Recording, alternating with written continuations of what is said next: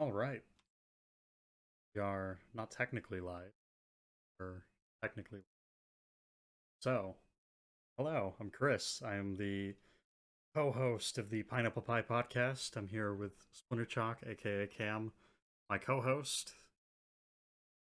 We are going to do our first ever mini podcast. We're breaking down the side content that is in Batman Arkham Asylum. So, Cam, are you ready? I'm ready. Okay. So I figure we'll start with the audio tapes if that works, unless you wanted to start somewhere else. No, the audio tapes are actually a great place to start. They Okay, probably have the most discussion I think so too. surrounding them. So, do you want to just pick one and we'll go from there? Um, let's start out with Scarecrow. Okay. So, Scarecrow, for everybody, just to give you brief context, I have Scarecrow's tapes detail him having assumedly gassed both Dr. Murphy and Dr. Coombs, and being reassigned to Dr. Kellerman's care.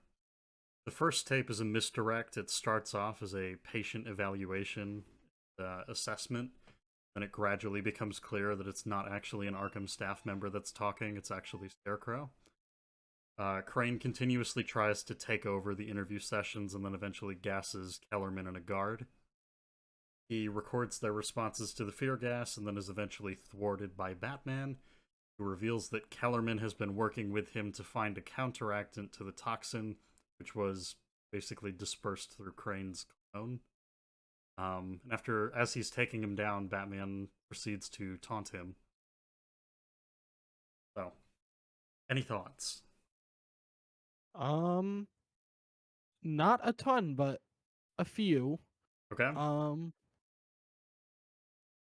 I do like tape one helps reinforce what we're shown not only in the game but in the riddle where you find Scarecrow's little lab, which is that him being in custody does not stop him from researching and experimenting. And I feel like they could have easily done what these games do very often and kind of disregard certain aspects of a character when they don't need it and just end up doing something completely different because this is the story we want to tell now. Yep. But instead of doing that, they actually like showed Scarecrow doing something it's established Scarecrow does, Mm-hmm. which is kind of like a very surface level uh like praise. They shouldn't really be getting praise for that, but considering the writing in these games, I'll take it. Yeah, I think I'm right there with you. There's a lot of really small details in these Scarecrow tapes that I really like. I mean, I think just the idea that even the first tape is a misdirect, that it's him basically evaluating the person that he's asked, I think is an interesting idea. It tells us a lot about him and the way that he kind of views his time in the asylum. Like you said, literally the biggest note that I have is that they tie directly into his riddles of the various gas canisters that are across the asylum and stuff like that. That he basically treats being in custody as if he's like in a lab with a bunch of people where he can just go about his work. Yep.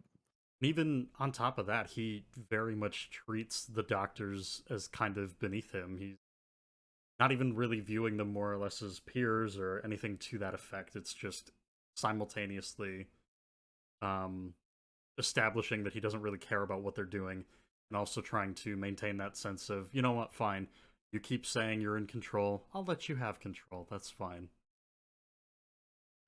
That it's we don't like you said we don't get a ton of characterization, at least not well done characterization. So this stuff I think is more basic, but I do really like it. Yeah, I really like what they do with Scarecrow here. This is more criticism of Knight, but listening to these tapes, I do not see the Scarecrow from Arkham Knight as the same character in this game. They just don't feel like the same person. But Yeah, yeah. the glimpse we got into Scarecrow in this game is very interesting, and it really does. Granted, it's been forever since I've seen any of the episodes he's in, but it really does help me see the comparisons between the Arkham series, especially Arkham Asylum, and the animated series. because it was obviously with all the voice actors and being written by Paul Dini, heavily inspired. But Crane in these audio tapes really reminded me of Scarecrow from the animated series, and it was just nice to see. Sure. Um, I'm good to move on if you don't have anything else. So if you want to pick the next one, or I can. Um, Only other thing I had was tape 5. I liked that we put in even a little work to kind of establish the fact that Batman is actually thinking ahead of his villains. It's too bad this is one of like 3 times that ever happens in the franchise, though. Yeah, I think that's fair. I think it's actually interesting, really thinking about it now. Ape 5, Batman not only takes the opportunity to basically explain, yeah, we knew what you were doing. Dr. Kellerman and I, we've been working together. We got you. And at the same time, basically knowing that Scarecrow's powerless, using that as an opportunity to taunt him and play into that idea of. I'm trying to remember exactly how he phrases it. It's like, "What are you? How do you feel? How does that make you feel, Crane, knowing that some lowly doctor and I, took you down?" I can't remember what the first word he uses, but the second one, I believe, is humiliated, and then the third one is scared. Just again, like that kind Mm-hmm. of like twisting the knife of, yeah, we're the people that got you. That Mm-hmm. your research basically amounted to nothing. It's again really small stuff, but I think it does a lot. One thing I did notice listening to the tape is, and again, this isn't technically about Arkham Asylum, but the way he says scared to Crane, it's the exact same inflection and tone of how he says it after gassing him in Arkham Knight. And I guess that's more praise of like a kind of subtle detail in Knight than it is Asylum, but it still was cool to see just Batman still mocking Crane in a way he's done it before. Mm-hmm. I don't know. Overall, Scarecrow's tapes, they're good. They're not the best. They have some positives, but they're kind of forgettable. But they're good for what they're trying to do.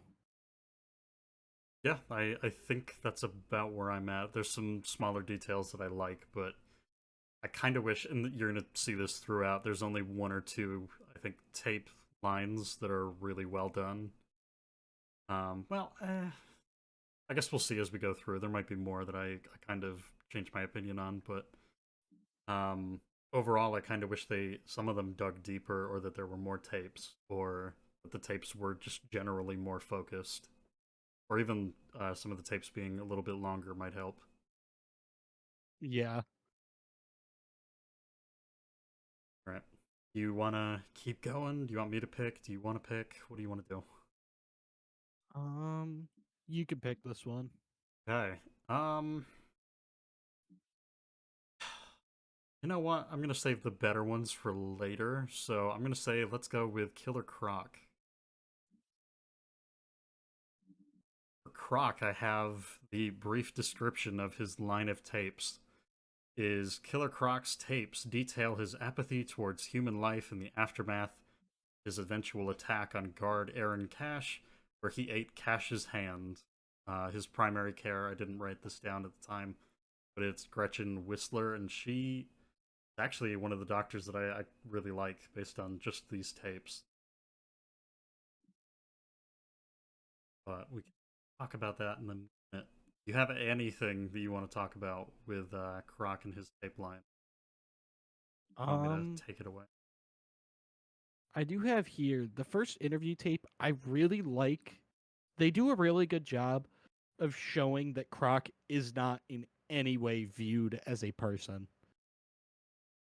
The way everyone reacts to him just comes across as so demeaning, and they're talking down to him. I mean, Cash even says himself, like, that thing's not a man. I mean, Sharp has an extremely strong reaction when he first sees Croc enter the room. And even Dr. Whistler, who's willing to talk to him directly, is talking to him like he's a child. Like he's a literal toddler. And she's like, "Can you understand me? Do you know what I'm saying?" And it's just he's talked down to so much, and it really does show. Like, yeah, no wonder he's the way he is, and can only see humans as meat. It's interesting that you say that about Whistler, because the interpretation I had with that was that Whistler was talking to him in that sense, more or less. This is a damaged person. I want to try and make sure that I can get through to him without like upsetting him or getting him riled up. But I can absolutely see the read of him being talked down to like a child. Mm. Yeah, I read it more as he's so unhuman looking that she maybe genuinely didn't know if he could understand her. Yeah, I guess I think I that's I fair. read it very literally, but it could certainly be what you're saying, especially given that she's a doctor Well, and and would presumably know beforehand that yep. he is capable of conversing with people. And I guess this is the other thing compared to Kellerman's in a couple of these tapes, and I think he's interesting, but I want to know more about him as a person. The way that Gretchen seems to handle the different patients that she interviews, like I know she works for, or she not works for, but works with Zaz, and I'm trying to remember who else. I think she introduces Harley to basically like walking her through Yup. what her first day is going Yeah. to be and stuff like that. That looking at those tapes, she seems to very much know what she's doing, what she's supposed to be doing, and how to approach it. That with Zaz especially, she's very like meticulous with the methods that she's using to try and break through to him. With Harley, she warns her, basically this is a lot of these people would want to kill you or do worse or get inside your head or whatever. A couple of them would enjoy it. That she kind of has that warranted skepticism, and at the same time, she seems like she very much knows how to carry herself in conversation with people. That I get the sense, especially with Zaz, that she actually does kind of care about him on a more personal level than someone like Kellerman for say Ivy or Scarecrow. Yeah, she does definitely give off this air of she genuinely is trying to help these people. She might not be great at it, or it might be that these people legitimately just can't be helped, people like Zaz or Croc. Yep. But she does not come across as someone doing this as a day job, and that's it. It's to make her money. She really does genuinely seem to want to help these people. Yeah, and again, it's just one of those things. This is mostly based on the tapes. There's a couple instances that come up with her, I believe, in the story. It's not much, but again, it's just these small little exchanges that there's a lot that I think you and I can both infer about who she is as a person based on just the way that she talks to them and the methods that she's using to try and break through to these inmates. I think is really interesting and telling. Yeah. Yeah, I think it's really interesting. I think the other big note that I have for Croc, Croc is someone that I like. He's really interesting as a character because a lot of people just do kind of look at him as, well, he's not all that interesting because he's just a mindless monster that eats people. And even I think the one tape that like started to kind of go somewhere that I was like, ooh, we could maybe like break new ground with Croc is the I'm trying to remember exactly what it is. There's a log of where Gretchen is talking to him about there was I believe a group of people or a family or something that went missing, and the way that she's talking about it, she's like, yeah, they never found the bodies. The police don't know what you did to them. Um, they never ended up finding them, and then Croc is basically explaining like, yeah, I killed them and ate them. And I think that's also the point where she's like, yeah, I don't believe that you eat people. That's bullshit. Or maybe that's a different Yeah. tape, but Yeah, um, she's like, that's just an urban myth. You don't really do that. yep. And then Croc is like, yeah, you keep telling yourself that. Which I think is funny because it's Croc doesn't ever seem like he would be the type to crack jokes, but he does it kind of consistently throughout these tapes, which I think is something interesting to toy with. Is that fact that even playing with kind of the darker elements of, yeah, this is a fucked up situation that I'm in, but make light of it, I guess, and at the same time, like it's sort of a human side within him, but he's doing it to a lot of things that are really just fucked up. Like, yeah, I killed and ate a family. Yeah, that's the thing that I did. Or Yeah. like the ending of the tape that I'm talking about is him being like, yeah, so yeah, the police could find them. They're down in the sewers, and she goes, why would you put them down there? And he goes, well, usually it takes about 8 hours, but you'll find them. It's like, oh, okay. Um, Yeah, this is a side of Croc that really doesn't ever show up outside of these interview tapes, which I'm a little yep. confused as to why. He never jokes around with Batman in any of the games oh, no, he jokes around quite a bit in Origins, but in none of the Rocksteady made games does he actually joke around Mm-hmm. just while he's out, kind of locked to these interview tapes, which I found strange. And it was an aspect of his character that I wish was explored more because it does make him more like unique instead of just big brooding bullied man turned into this monster who eats people. Mm-hmm. Well, not turned into this monster. Like he's Right, always right. been physically that monster, but I meant mentally he turned into it. But instead he just is super serious, and then the only times we see him actually interacting with people for extended periods of time, he's cracking jokes. He's, having fun, just messing around with them. Mm-hmm. I think it's interesting, and I wish it was explored more. Well, and kind of going off of what you were saying, I think having Rock go into these interviews and having him kind of laugh at that notion of, yeah, like you're really going to help me. Especially Mm-hmm. taking into account, I mean, the fact that I believe his parents were murdered, and then you have the abusive aunt that took him in, and there's a lot that you can unpack with him, and I think Gretchen would be the one person that could actually like get him to maybe talk about some of it, and not necessarily like fix him or work on it, but maybe actually get him to kind of reconcile some of that, or at the very least, again, just talking about it. Um, Yeah. but the tapes, and this is I think where I was saying earlier that if these were longer and more focused, I actually would have kind of liked tapes that you can still have your Croc taking jabs at the doctors and making jokes about eating a family and doing all that because they owed him money and didn't pay up, and Mm-hmm. still simultaneously build off of that background that exists for him. I think it would have done a lot more for him as a character moving forward, but yeah, we weren't that lucky. Yeah, no, it doesn't seem like we can ever get that lucky with decent writing in these games. Well, there is one line of tapes, and I think you know the one I'm referring to, that we sort of got that. Yup. It's really weird, but yeah, we'll talk about that in a little bit. The last real big note that I have is it seems like the one obvious thing you could do with Croc's tapes is do the story of Aaron Cash losing his hand. I can already hear people, if they're listening to this, be like, well, they did. No, they didn't. They, We just we hear it happen, I'm pretty sure. And then we hear about it like 2 weeks after it happened. yeah, it's the way that Do they we do it hear it is, happen? I don't think we I do. can't remember entirely. I would have to double check the See, this tapes, is but I don't think we this is do. why I wish there were transcripts for these tapes somewhere. There's transcripts for all the other ones, but there's none for this game's tapes. But yeah, point being, it's just one of those things like that. The incident that makes Cash lose his hand is one of the biggest like moments, obviously, for this character, and I think Aaron Cash is original to Asylum, right? Um, I Trying to I remember. think he appeared in the comics. Oh, okay. I think he did. I'm not sure. Let me look it up.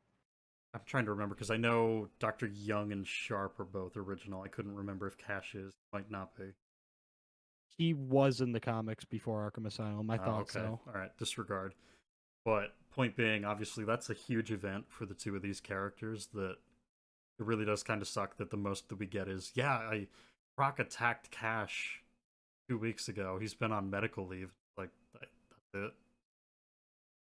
Like that's the kind of thing I'd Yep. almost if you run with the idea that you and I were talking about, where it's like you actually do go into his past and his background, you can have Cash and maybe another guard are in the room. Gretchen starts to get Croc to open up a little bit. Maybe she's digging into his past. Maybe Croc doesn't even take the bait and he's not talking about it. He gets really pissed off. You can have Cash do what Cash does and say something he shouldn't and get Croc riled up. And that's the thing that even after this attack, Ash continues to do. Um, just having something like that happen and then Croc does the attack, I think that says more than just, yeah, Croc just attacked him. That's Croc potentially getting defensive about his past or something to that effect. I think means a lot more for that character, but I digress. Um, that is all I have for Croc. I don't know if you have anything else, but I do not have anything else for Croc. Well, yes, I do actually. okay. I'm pretty sure it happens more than once. But I know there is at least one tape where we both see the beginning of the interview session and the end of the session Yep. in the same tape, meaning that Croc's session lasted literally like a minute and a half, if that. Yep. Yeah, they brought him And all the the other way thing, from the yeah. sewers up to that wherever the interview was, and it lasted a Mhm. minute, and then they brought him back down. It's like that is such a fucking waste of time. The other thing that has me really confused about some of these is the fact that they're bringing him out of his cell to go to these interviews. When I would imagine they would have him in his cell and then have the doctors come to him, since that would just be easier. It probably would be. The problem, I think, with that would be that Brock, in and of himself, like the way that they present him in the game, him having that wide open fucking area as his, like, basically pen, you kind of screw yourself over. That you could send someone down there, but Croc would be in his natural element. And that sort of raises the question of, I don't know how the fuck you would get him to go to these interviews in the first place, but okay. Yeah, you'd like have to knock him out with his collar or something. Yeah, I I don't got I no don't know idea. how they move him regularly. Didn't even think about that And until I it's was saying it, but never yeah. really explained. He just kind of moves around sometimes. Well, and like even Cash's explanation of, well, how do you guys feed him? And he's just like, I don't know, we throw meat down there sometimes and leave. And it's like, oh, how do you get him to like do programs? Yeah, fuck, how did we not think of that? Yup. Okay, wow. Um, we got 5 left. You're done with Croc, so whatever one you go with is Yes. fine with. Um, I would say Harley, and then since it's related, we should go straight from Harley to Joker. Okay. Um, so the blurb that I have written down for Harley Quinn's tapes detail how she and Joker met during her first day on the job. During her second interview on her second day at work, Joker tells Harley that he'll open up to her later that evening in private, which that seems incredibly quick to me, but okay. We also point out how dumb Harley's real name is, but, you know, whatever. Okay, moving on. Um, Joker seems to gradually convince Harley that he's Gotham's true savior and that Batman is a phony who does the same thing as most of these super criminals, but he's merely posing as a hero. And then within less than a month, Harley gives up being a doctor and helps Joker escape custody, assuming the, I guess, mantle of Harley Quinn. So, do you want me to take it away? Do you want to get going, or? Um, you can take it to start. Okay, so I think the timing on this is insanely quick. We have 5 tapes, and they take place over 4 different days. Which, in comparison to some of the other ones, it's like, yeah, that seems pretty customary. It's like, technically is, yeah. The first 2 tapes, both are on her first day. In that time, she is literally told by Gretchen Whistler, hey, so most of these people aren't gonna like you. They're gonna want to kill you or do worse or whatever. Um, and yeah, you're gonna have to be careful. And then the next tape is she meets arguably the most dangerous guy in the asylum, and then she falls in love with him like immediately. Like, okay then. Um, I feel like we jump way too quick with that relationship that we're trying to rush that development. And at the same time, there's tons of different contextual pieces that I think we miss by jumping ahead like that. Because again, that those so 5 tapes, 1 and 2 take place on her first day at the asylum. Tape 3 is her second day. Tape 4 is her fourth day. Tape 5 is her 30th and final day as a doctor. That it's Yep. we basically skip a month and then everything that needed to happen with these two happens. Kind of insane. Yeah, we skip some of the most important parts of their story. Mm-hmm. Well, and this is I said it before, but this is where I think you need more than 5 tapes.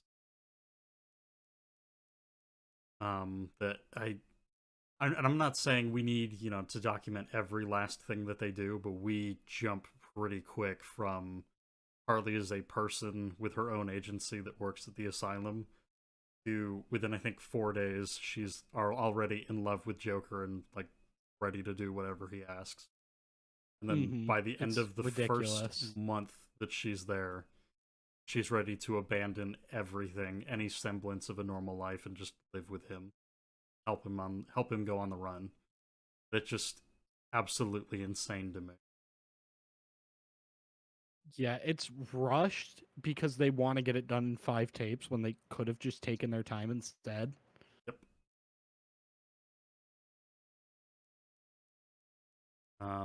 That's all I have.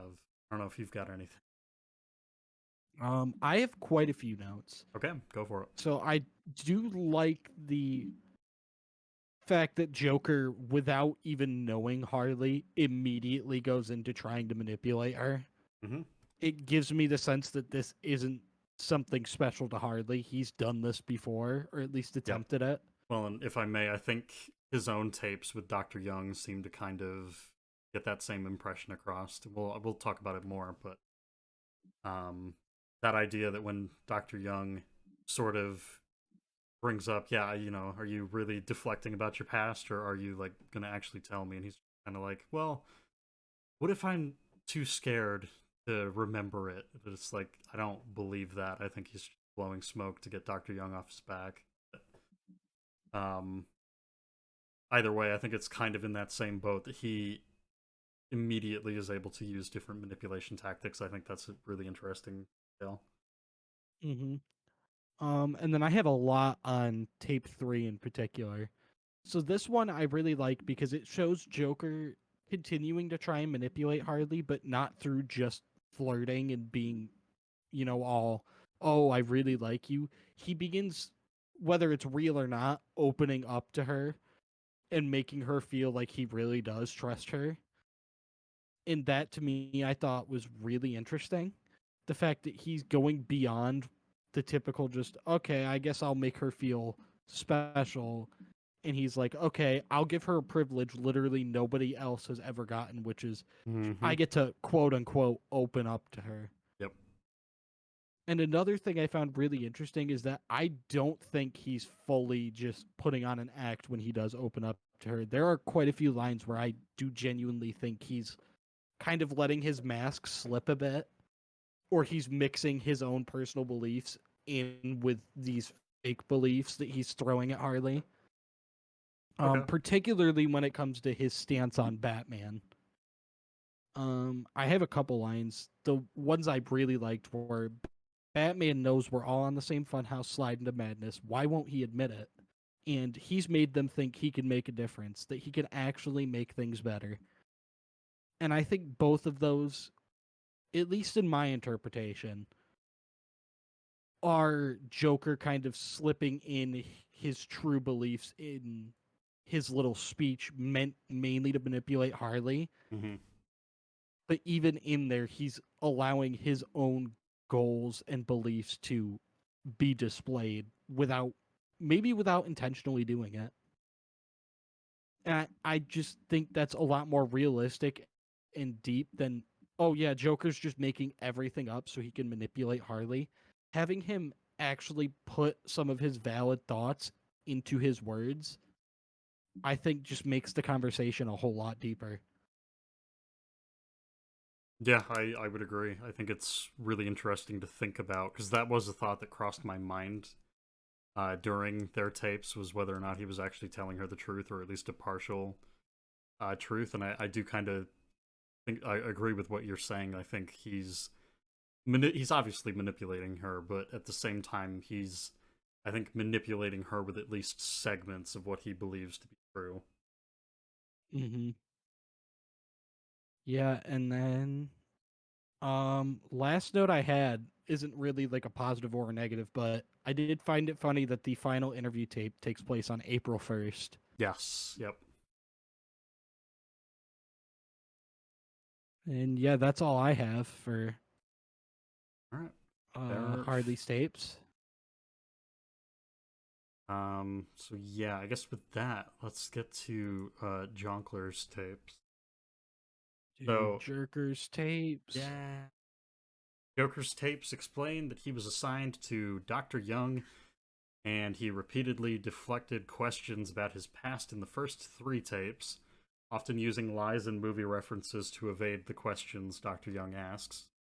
In the third and fourth tapes, Dr. Young expresses interest in having Joker become a test subject for Titan, believes that it would actually cure him. But during her interview with him moments later, she discovers that he is aware of Project Titan, that she has Bane, quote, strapped to a table in the basement while she sucks him dry or pumps him dry or whatever. That part I didn't quote.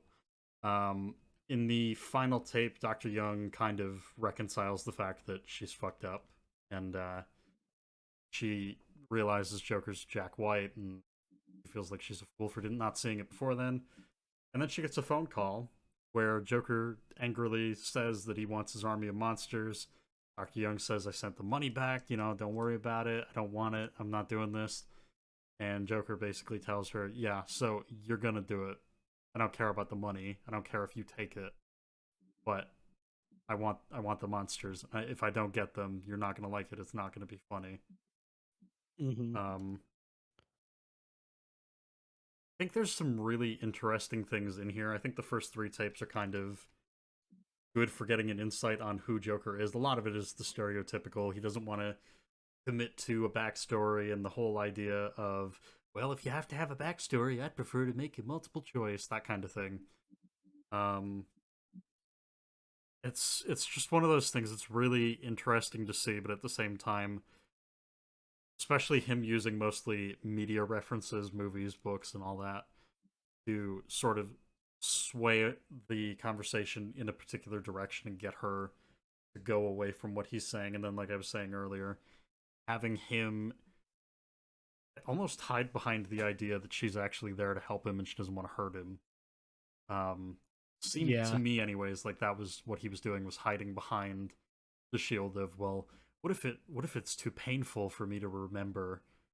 I don't want to talk about it, and that seems to be basically, if I recall correct, where that part of the conversation dies out. She kind of stops asking him about that, and then you have the final tape where he kind of throws that back in her face. I'm trying to remember exactly how it comes up, but something along the lines of, "I hate.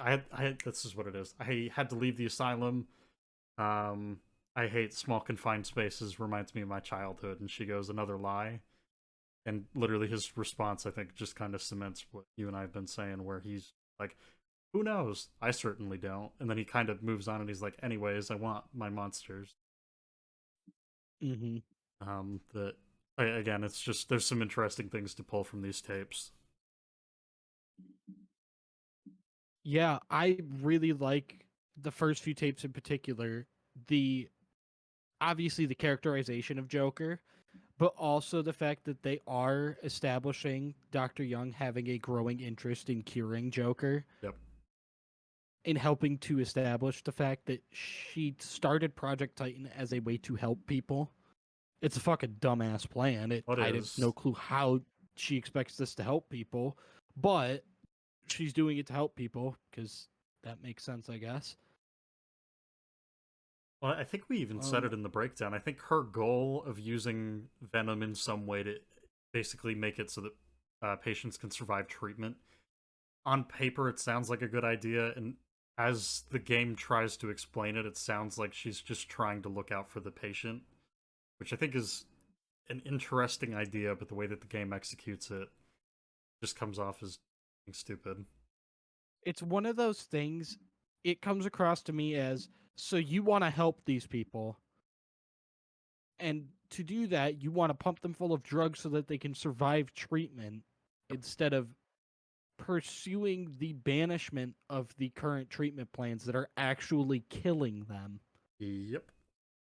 You'd rather pump them full of drugs so that they could survive the current treatment rather than just change the treatment plan altogether. Yep. Yeah, that It's that such makes a sense. basic failing of logic. Well, and I It's think so that's fucking why dumb. we talked about this extensively in the breakdown of the game's story, but it's just one of those things. I think they wrote it and then we're like, yeah, as long as you don't think about it, that makes sense. Mm-hmm. And then the other note I had, I have to find it. Um, there it is. So I think this came up during our breakdown, but if it didn't, we're gonna mention it here for the first time, and if it did, we're mentioning it again. Project Titan is a secret, and Dr. Young has no qualms about accepting large donations from a guy who shouldn't know this project exists. Yep. Um, yeah, it's one of those things you kind of want to sit in on the meeting she had with Jack White over the phone or through email or whatever. He's like, "Hey, I don't know, like, if you need money for this random project you're starting, or maybe she actually like had a pitch meeting with him over the phone or some bullshit." And it's just like, how the fuck did that actually happen? How did she accept the money from him? That's the thing. I think the easiest way to explain this is that Sharp got her and Jack White in contact because it is made clear in the Spirit of Arkham tapes that Sharp does know about Project Titan Yep. and is helping. So that's all you really have to do is have a throwaway line explaining that Sharp set up this connection, and instantly you alleviate that wonder of, so she's just accepting money from this random ass guy she doesn't know about a project he shouldn't be aware of. Well, and that's the thing. I don't think it actually came up this part, anyways, in the breakdown. But it would almost make more sense. Not even almost would if Titan was just a normal thing that the public was aware of. It's it's a radical treatment option we're considering. We're using Venom as a basis. We're going to see if maybe that works. And maybe it's open to public funding, and you can still have Joker be a benefactor of that. He's still paying her, and he wants the army of monsters. But the whole gist of that can become that Joker is the like primary benefactor. He's the one that's giving them the most money. He's providing equipment, whatever. Um, that that I think alleviates most of the problems that the game has. Didn't do that.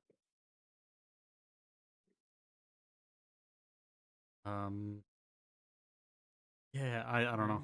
Last, I think like small note that I think I would throw in here on my end would be that I think there's some smaller moments that characterize Dr. Young in these tapes pretty well. I mean, we kind of alluded to it. That idea that she's like, yeah, Project Titan Joker actually might not be a terrible patient to test it out on once it's refined and ready to go. And at the same time, basically her just having his best interest in mind and trying to actually help him. Yeah,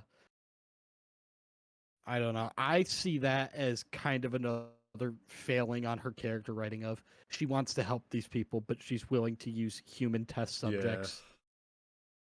What the fuck are we doing? not a clue. She wants to help people, but she is willing to do the most inhumane, just human rights violating things of all time to help them. And you can't even claim it's insanity or something like with Zaz, because she's a sane, normal person who's rational in every other way except for this.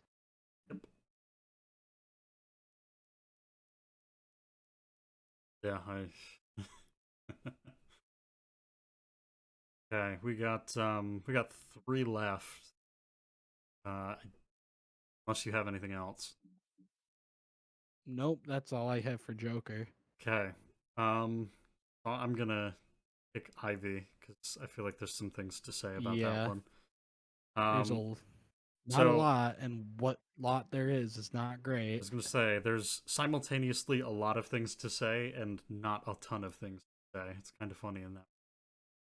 So Ivy's tapes are basically she is introduced to Dr. Kellerman. Dr. Kellerman tries to get her to open up about an attack that she recently committed on Gotham, which is actually referenced in the game. It's the Spore attack. Um, and then basically, I think it's in the second tape, which that's another one where I'm like, Christ, we jumped the gun on that. She is Yeah, able to hypnotize Kellerman, and Kellerman then disappears. Sharp interrogates her, I believe, in the fourth and fifth tapes. And the framing on that we'll have to talk about because that's fucking weird too. But yeah, so basically, Ivy kidnaps Kellerman. He goes missing. No one can find him. And then Sharp interrogates her to try and figure out where he is. And then the fifth tape begins with them basically reprimanding her for what she did. I don't particularly love these tapes. They don't. Ivy's not really sympathetic in any way. And well, fucking hell, repeatedly it got brought up when you and I were talking about these before we recorded. Um, with Ivy's power level being what it is, especially in this game, I don't know how exactly she stayed like on the island, especially when one of these tapes ends with her being let out of her cell. But okay, yeah. These tapes are just a huge mess of nothing mixed with character assassination. yeah, there's a lot of things in these These tapes tapes that I did don't like. nothing, but they also somehow managed to damage character Yep. while also doing nothing. The only characters I think that actually like come out of this tape unscathed. Actually, it might just be like limited to Ivy, so I guess that's good. But yeah, because Sharp and Kellerman both kind of do the things that they're supposed to do. Kellerman is kind of an asterisk though, because like I'm not thrilled that he succumbed to Ivy's power within the first tape, but that's more the writing as opposed to anything he. Yeah. I'm kind of fine with that considering it is established in her bio that she's able to just do that to people. It's also established in the story. True. I guess the thing more with that, now that I'm thinking about it, is would you not want to send?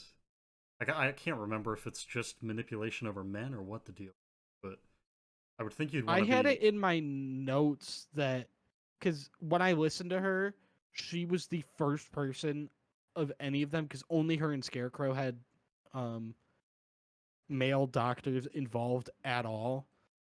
And I listened to Scarecrow last and her second to last, and I was like, why did they give her a male doctor and nobody else? But the fact they gave Scarecrow one kind of quelled that thought in my mind. But I initially was like, okay, so they give her a male doctor even though her powers should work on anybody, given the way it's described. yep. But because of that, I did read her bio, and the way it's described there, it does seem like her powers just work on anybody. Hmm. It doesn't have to be a male. Huh. Okay. Yeah. That was just a thought that I had. I'm like, is that limited to men, or can she do it to men and women? Like, what? Yeah. I that Yeah, if just I had to guess, she could do it to anybody because the I was bio kind of does what I not mention assumed, anything but about restrictions. just I don't know. That's part of the problem I think with this character is she's simultaneously too powerful and yet incredibly useless in pretty much every situation the writers put her in. So, Yep. but here we are. So, I guess for context, the biggest issues that I have are Ivy and Kellerman leave her cell, and then Kellerman disappears at the end of the third tape. He's basically under her spell. He gets her a flower, and they take off. Lets her out. The dialogue in the fourth tape, Ivy seems to be using Kellerman for leverage to get something. that Sharp starts interrogating her, and basically she goes, "Yeah, so I know where he is, and I'll tell you, but you're gonna do exactly what I say." And then the fifth tape begins with them being like, "Well, we found him, no thanks to you." It's like, so what happened? Like, why did we? That is a huge jump from just, yeah, if you do what I say, then we'll figure it out. I'll let you have him. Versus jumping to the next tape, and it's like, yeah, we found him, no thanks to you. It's like, so what was her plan? Why did she do this? And what the hell happened to Kellerman? Hmm. And it's even worse that we don't know her plan because the fact that she was let out of her cell and given her powers was not able to escape the island tells us that she must have had some grand plan that she couldn't have done on her own Yep. if she was demanding the help of Sharp instead of just escaping and doing it herself. Well, and that's the thing. I have And it we're in never here. clued in. Yeah, I have it in here in my notes that the only explanation I can come up with for why she wouldn't leave the island is there has to be some limitation in her plan that it's better for her to leave the island using Kellerman as leverage. Otherwise, like they even say it in the tape, she blocked cameras with flowers and foliage. She was already out of her cell, and I believe plants help power her, which she already had a flower. So it seems to me like it's kind of a done deal, right? So, Yeah. but yeah, I guess not. And yeah, the fifth tape, we don't really get anything. We don't know what her reason was for hypnotizing and kidnapping Kellerman. Um, like a lot of this just feels incredibly pointless. I think best faith interpretation is the tapes were meant to show us. Oh well, Ivy does have little regard for human life. It's like, yeah, what else told us that? The four other tapes that we listened to, Yeah. where she repeated. I mean, I think it's the first one or the second one. She's talking about Woodrue, the guy that turned her into what she is now. And she's like, yeah, at the time I thought he basically fucked me over, but he actually basically started the next step in the evolutionary process and uh, made me wake up to the fact that we're harming the environment and stuff like that. That she very evidently cares more about plants than people, even from the get go. I don't know if that's the interpretation that I'm supposed to walk away with from this. Is well, she kidnapped Kellerman and used him as leverage for nothing because she doesn't like people. That sucks. Hmm. Plus, it's also the way that he says no thanks to you leads me to believe that they did not give Ivy what she wants. Well, and that's the thing. It seems incredibly weird because the fourth tape literally ends with her being like, "Yeah, I'll give him to you, but you're gonna do exactly what I say." And then the fifth one's just like, "Yeah, we found him. No thanks to you." It's like, so what the fuck happened? Yeah, I assume that they didn't give her what she wants, but we're never told We're anything. never told what it is Things that she just wanted. happen. We're never shown or told how that conversation went. Like what did she want? What was her goal? And what exactly did Sharp do? Was he literally just walking out of the room like, yeah, fuck you, we're not doing It must seems be. incredibly stupid when Kellerman is MIA and she is quite literally your best bet at finding him. But I don't know. It's incredibly weird. Um, so suffice it to say, I think Ivy's tapes are the worst tapes in the. I think they are.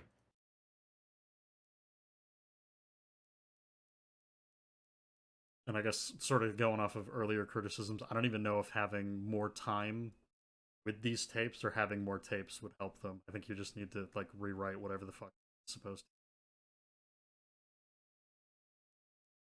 Yeah, to. it makes no sense. It doesn't add anything. All it does is cause confusion because Yep. it's useless, but at the same time as being useless, it makes no sense. And you would think something with such little substance, there's no way for it to not make sense, but they managed to do it. Mm-hmm.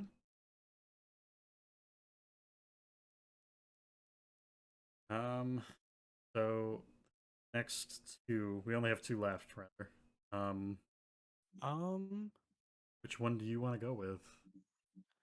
I would say let's end off with Riddler. I think that's fair.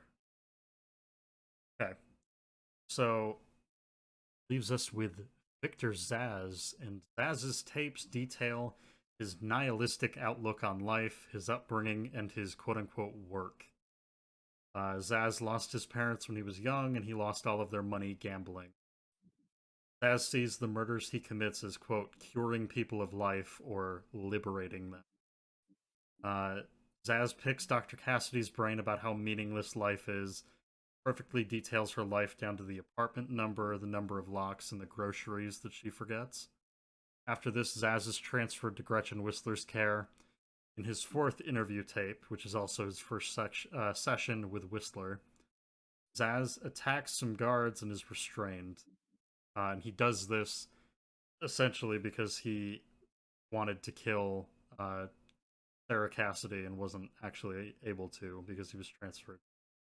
The final tape is about Gretchen reflecting on Zsasz's case notes when a guard bursts into the room and informs her that Zsasz has escaped from isolation, which he was put into after the attack on the guard.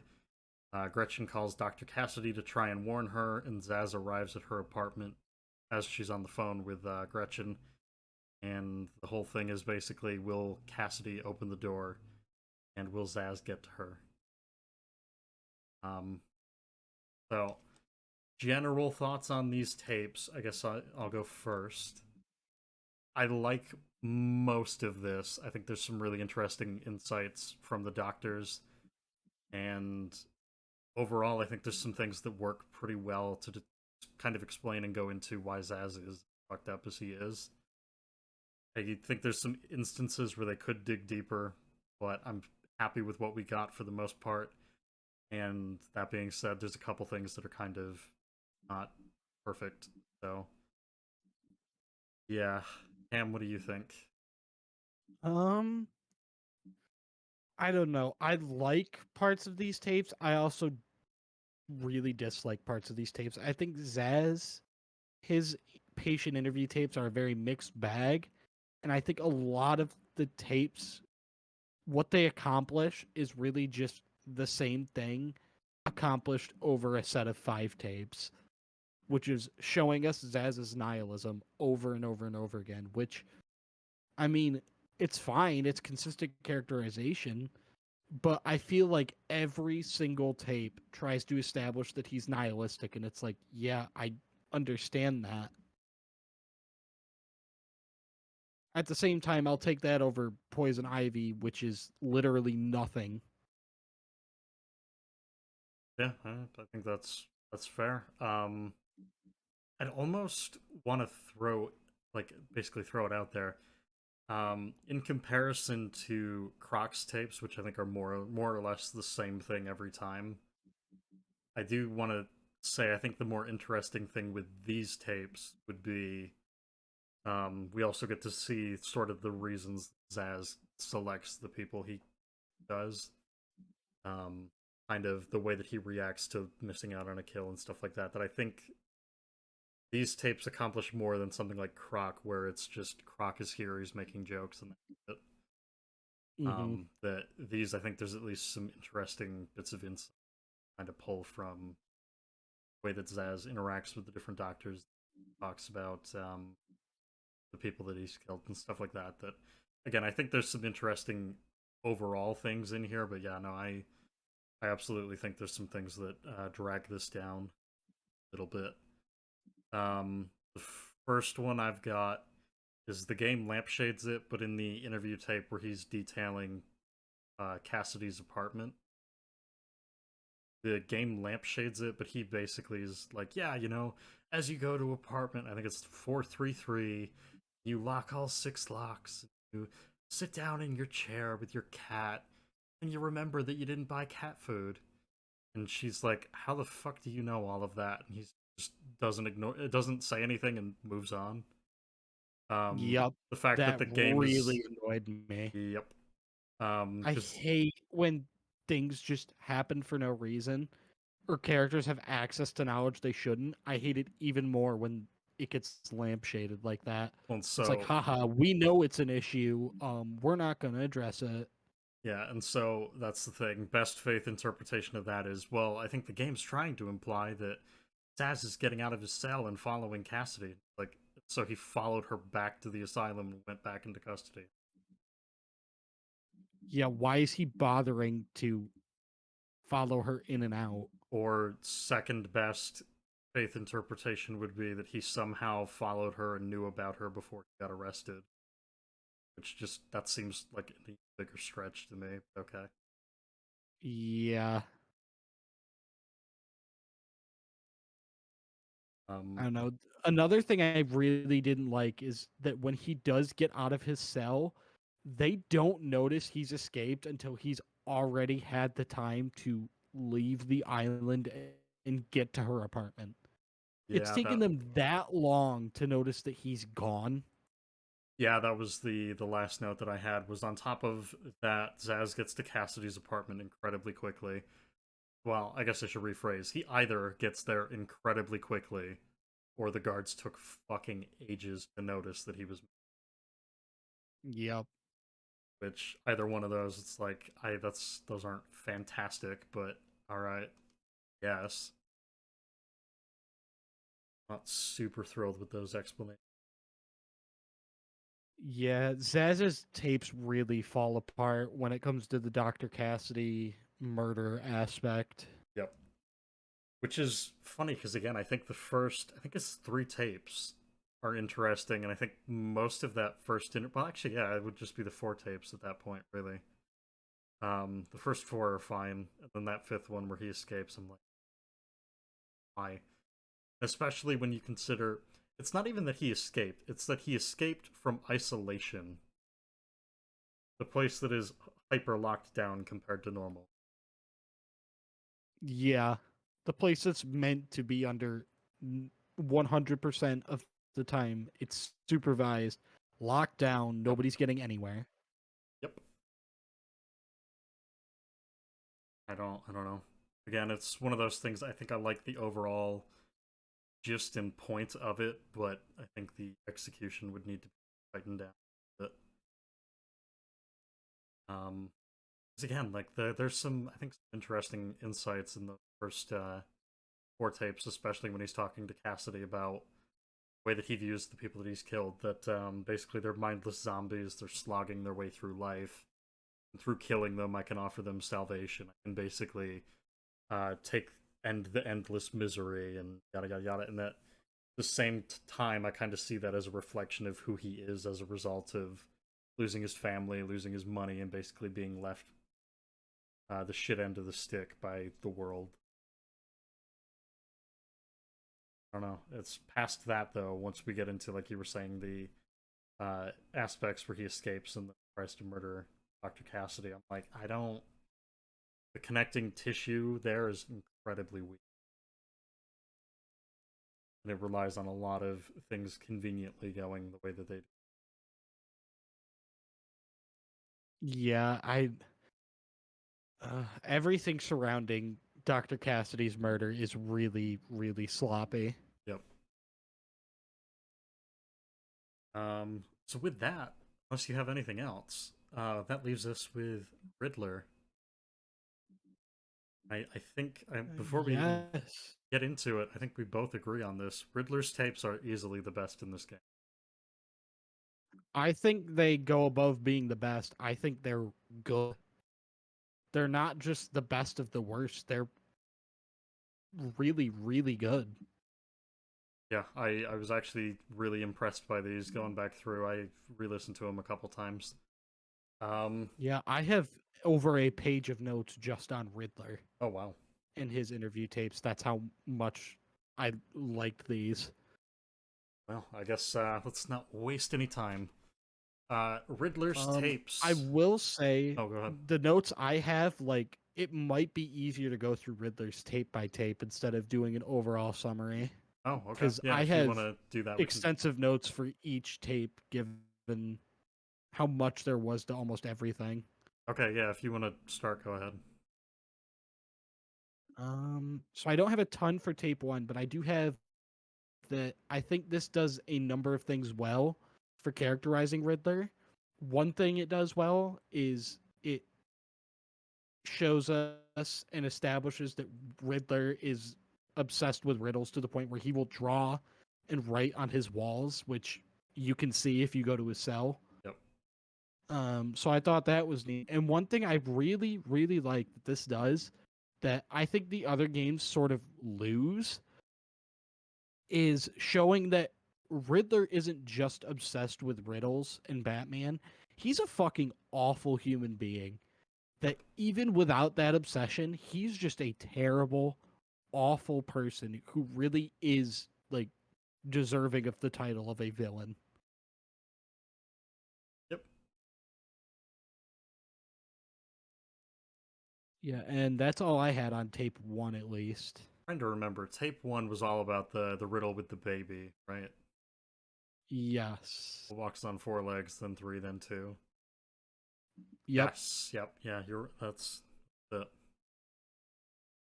And then I think. Yeah, I really liked the first one. I like all of them, but the first one I liked. The first one I think is more just how kind of fucked up is he, kind of sort of getting a little bit into that.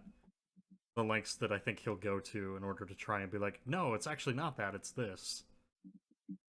That constantly trying to one up other people too. Mm-hmm. Do you have for tape 2? Right, tape 2, I wrote down a lot of quotes because I think this tape is probably the best, and it gives us so much insight into Riddler's character. I think 2 really interesting lines were, "My father hated me, always called me a moron, and I swore I didn't, and he hit me for lying." Which just having Riddler talk about the abuse he faced as a child really does help me understand, oh, so this is why he's so obsessed with proving himself to Batman. This is why he's so obsessed, is because he could never do it to his father. So he needs to prove to Batman that he's smart. Well, and kind of incidentally looking forward, and I don't think it comes up in this game, but it absolutely comes up in the other 2 Rocksteady Arkham. The idea that as soon as Batman finishes a puzzle, Riddler basically is like, "Oh, well, you must have cheated." Taking that into account with the stories about his dad, it's just it feels more like potentially a projection of the way that his father looked at him, sort of the way that he's looking at his own relationship with Batman in this sense, but also the idea that Riddler designs logic questions that are kind of like, or traps that are kind of like the logic question that he did as a child. And in some instances, like I think the the one with the guy that's in the shell game, and then he literally just gets dropped through the floor. He literally, Riddler is cheating. Riddler, yeah. And it's just stuff like that I think is really interesting, because if you play the game as it's intended, you lose. If you cheat, which is what you're not supposed to do, and obviously he chastises you for it and all that, you solve it correctly, which it's just, again, like, thinking about all of that and tying that into this story I think is really interesting. That I think, like you said, a lot of the abuse that he faced as a child, I think he still carries around. Yeah. I guess I'll throw it out there. One thing quick, sorry, is I do think it's kind of funny that the prize for whoever solves the near impossible logic problem is just $20. I was about to get to that, where there's a lot of quotes in here that show his narcissism. I think that's one of them. The fact that a near impossible puzzle yields a $20 prize leads me to believe, yes, so he's lying about how difficult this is to make himself seem better. Either that, or I do think they say it's a school contest, so it's like, yeah, $20, I guess, but I don't. That just seems too low. I don't know. I could see it going either way, but I do think that could be a valid interpretation. Yeah. And yeah, there's even more I have here that just I really like his character work in this tape. his narcissism being showed off in the line, and I won, of course. I was just gonna say something about that. I love that line. Um, It's incredibly telling. Again, he's one of the characters that I absolutely hate by the time we get to night. I think the shtick of who he is gets really old. They Asylum at least had these tapes that kind of added that variation to it, that it's like I can kind of understand why he carries the values that he does, why he sets up these challenges, and yada yada yada. Which is funny because, as we'll talk about, mhm. I think this is the game with easily the weakest set of riddles and trophies to collect. But Yeah. I flip flop between whether I think this or Origins has the worst Riddler side mission, but yeah, this game's Riddler is not nearly as well done as at least the side mission yeah, and the collectibles are not as well done as City and Night. yep. But yeah, another line, he was convinced I had cheated. He kept yelling, "You must have cheated. Admit it, you moron." Again, what we were getting into earlier, what you said of he constantly does this to Batman. Yep. All the time. He'll mock Batman for resorting to cheating. And even in this game, he considers picking up his maps cheating. Oh And what yeah, his you're right. I maps forgot about do that. is they tell Batman where the things he's supposed to collect are, because if he didn't Approximately. have the maps, Batman would have no clue. So Riddler thinks getting even the slightest hint instead of just having to blindly guess is cheating. Like, Yep. it is very obvious that he is just an extension of his father at this point. Yeah, I And then agree. um the last line was he says, "I swore I didn't," and he hit me for lying. Dr. Young says, "I'm sorry." And then Riddler says, "Don't be. He was right." This I have mixed feelings on because on one hand, I don't know that Riddler would be the type to admit to taking shortcuts, given that he's all about proving himself to be the best. At the same time, it also does highlight his hypocrisy that's shown in multiple other instances where it's okay for him to do something or be a certain way, but as soon as Batman or his father are Yep. that way, then suddenly it's not okay. Suddenly it's an issue. The other thing that I do think is kind of funny to note, I don't know, maybe I'm reading too much into this, but with that line, I'm pretty sure there's a like brief little I don't. He was right. Yeah, I did cheat. Um that little chuckle I kind of read is like a yeah, like obviously the child in him being like, yeah, I did cheat. It is what it is. But maybe I did deserve it. Um, and at the same time, I kind of read that as like a yeah, I'm kind of getting the last laugh. He was right, but I never admitted it. Whatever, something along those lines of sort of playing into the ego side of him. But at the same time, that's me inferring that all from a chuckle and what was said about his father that I have that could easily be something that's reading too much. Yeah, no, I'm right there with you.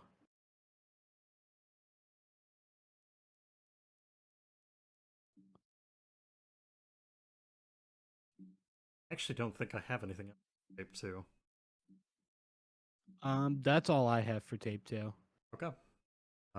Yeah, why don't you hit us with tape 3 then? So tape three kind of accomplishes the same thing as tape one, but it goes a lot more into detail about it. And it's this tape, it does an amazing job of just showing us how villainous and sadistic Riddler actually is. I mean, at multiple points it does this. Yep. He talks about how he doesn't really care about the people dying because of him, because if they were smarter, then they wouldn't have died. Um, you should be thanking me for weeding out the ignorant, the Yeah. stupid, and the Yep. useless. I was gonna say, I'm pretty sure in that tape too, he says something like that, and yeah, it's insane the way that he looks at this is basically like, yeah, I'm doing natural selection, guys. You should be thankful. It's like, Yeah, wow, okay, like my murders are justified because you aren't as smart as me. Yeah, it's fucking insane. And then the one line that I think really tops it off is him taunting Dr. Young about the photo on her desk and Yep. identifying the person in the photo as her mother, and her immediately freaking out, and Riddler very obviously from the tone he has while saying it, like, is kind of enjoying just causing this panic in her. Yep. Which again I think ties into the relationship that he had with his dad. Maybe Dr. Young and her mother didn't have a great relationship, but at the same time, and this is something that some of these patients consistently do. I've seen, well, I guess we've seen throughout these breakdowns of the tapes, but a lot of them, especially Crane, were like really trying to push for control of these segments, these interviews, and Riddler was kind of the one that was okay with going with the flow. There is some Mm-hmm. pushback when he gets asked about his past. I think he says boring, next, move on, whatever. Which is also, I think, an interesting response, and I do think that's kind of funny, but at the same time, hearing about what his past was actually like, I can kind of see why he wouldn't want to talk about it. But yeah, I do Yeah. think it's that exchange between him and Dr. Young at the end of that tape is really kind of, it's humorous, and it also does imply a bit about potentially the relationship that Dr. Young and her mother had.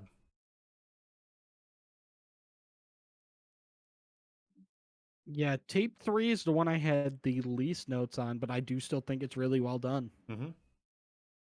But yeah, that's all the notes I have on tape 3. Notice how we're 3 tapes in. We've done a decent amount with Riddler and his past, and all we've really done is he told the riddle in the first one. He examined a photograph and was talked to about the crimes that he committed.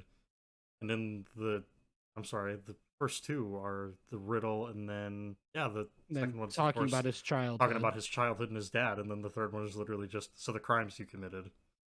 Just like I don't. Why didn't we do this with the other ones?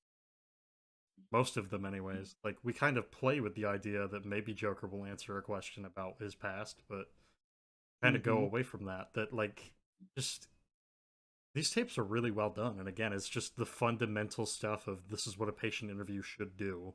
This is the And then insight that we should have even been getting. yeah, and even past tape 1, 2, and 3, I mean, just a general summary of what tapes 4 and 5 accomplished. Tape 4 does an amazing job of showing us Mm, Riddler's view and relationship with Batman, which again is amazing information for this kind of supplemental material. And yep, tape 5 is about tying him into the main story.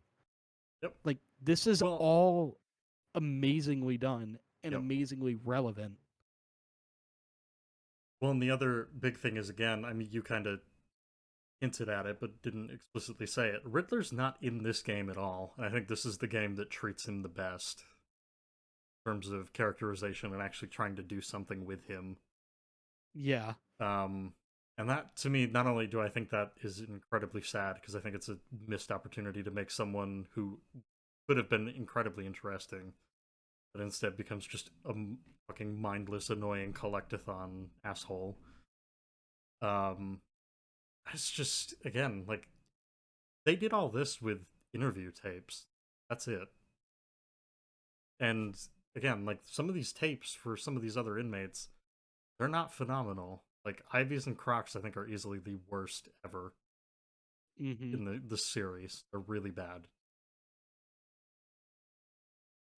But And you'll anyways, notice the things that those two have in common is that not a lot is really accomplished. nope. Well, and the We other don't thing, really learn anything from those yep. tapes. Whereas this gives us so much detail.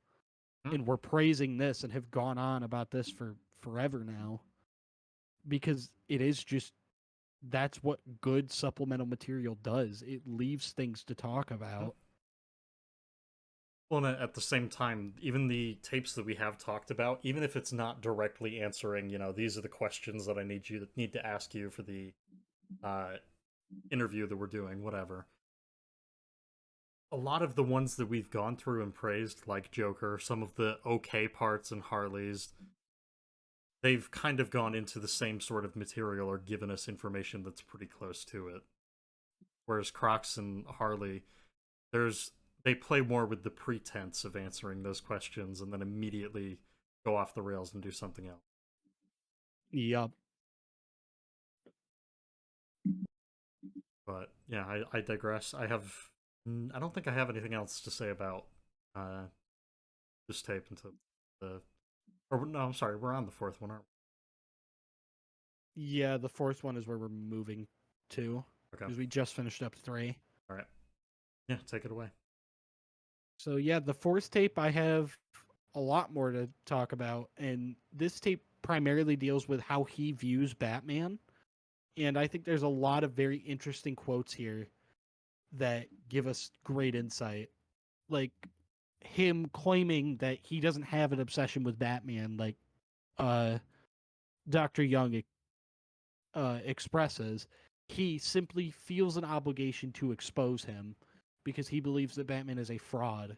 Um, he even says that he's a criminal, no different than Joker, Two Face, or myself, which I found that I think interesting in that's really particular interesting. Yeah, because the only time, to my knowledge at least, that Riddler ever draws comparisons between him and Batman besides this is to say that he's smarter than Batman. yep, Yet when it comes to one of the only things that can undeniably be proven as a negative against Riddler, suddenly he's fine with him and Batman being on a level playing field. yep.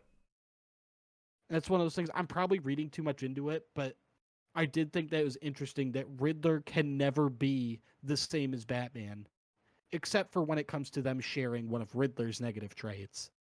No, I Then absolutely think then he's that's right. perfectly fine with it. Yeah, I think that's very much deliberate. Hmm. And I think you're probably going to get into it, but I do want to throw it out there. It is kind of it's obviously purposeful having Dr. Young be like, "Oh, your obsession with Batman," and then Riddler basically like slams the table and stands up and he's like, you can almost see the scene playing out in your head where he's just like, "I'm not obsessed," starts pacing around the room ranting. That his tone Yeah. changes, the mood in the room you can tell kind of changes. That he basically breaks down and starts ranting about everything that he believes Batman's doing. Obviously, we as the player, we know that he's wrong, but at the same time, he seems to have some sort of rationale for it. We can get to that in a minute, but yeah, it's just one of those things that I do find it funny, and it is very consistent with his characterization that he would just be like, "I don't have an obsession," and then like just starts freaking the fuck out. Hmm. Yeah, I really like the way he acts throughout this entire thing. And even the way while we're describing his relationship with Batman, we get even more of his narcissism and superiority where he's saying most people are idiots. They can't see Batman for the villain he is. It's like even when he's trying to just explain himself, he feels the need to put everybody else down below him Well, and in terms of at intelligence. the same time, that also not exactly the same thing that his father said, but it's pretty fucking close. That parallel to sort of draw too. I think we've done that a couple times now. Hmm. I mean, he also calls people stupid because they can't see the obvious solution of Batman getting his resources using money that he steals from the criminals he defeats and then gets away with that because he bribes Gordon. Yep. And it's one of those things. Gordon is like the most squeaky clean cop of all time. So the fact that Riddler's willing to go Yep. out of his way to just believe these misconceptions that he could very easily prove false about Gordon and Batman's characters just to prevent himself from being wrong, I think says a lot about his self importance Oh, and his absolutely. need to be right. And thinking about it, I mean, it's not technically this game, but I do think it's relevant. I'd have to re-listen to them for the context, and I'm sure we will when we break it down at some point in the future. But Riddler's, I believe it's his last tape with Hugo Strange, where Strange is basically trying to get him to admit, yeah, you must know who Batman is, right? And then by the end, Riddler, I think, either admits that he doesn't know or he doesn't care or whatever. And Strange is like, oh, shit, so you're kind of useless to me because I know who it is. I'm not going to tell you, and I don't have any plans to. But yeah, I'm smarter than you. I know who it is, and I'm not at all going to tell you. Um, Kind of playing that into this, like you said, basically these preconceived notions that Batman and him must be the same. They must be committing these crimes, and Batman couldn't ever have or be the person that he is now, where he's doing this because of a personal tragedy. He has the resources at his disposal to help out, and he basically wants to stop crime. And again, like even something as simple as Gordon is just an average guy that happens to be the one corrupt or cop that isn't corrupt in Gotham. Mm-hmm. That it's like not being able to even see the fact that any of those things could be remotely plausible for either one of them.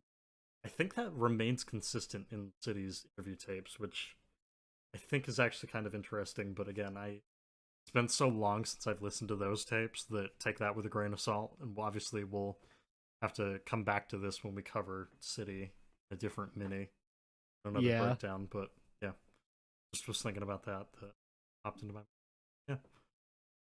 Sorry, go, keep going. I only have one more quote, and it has a note with it.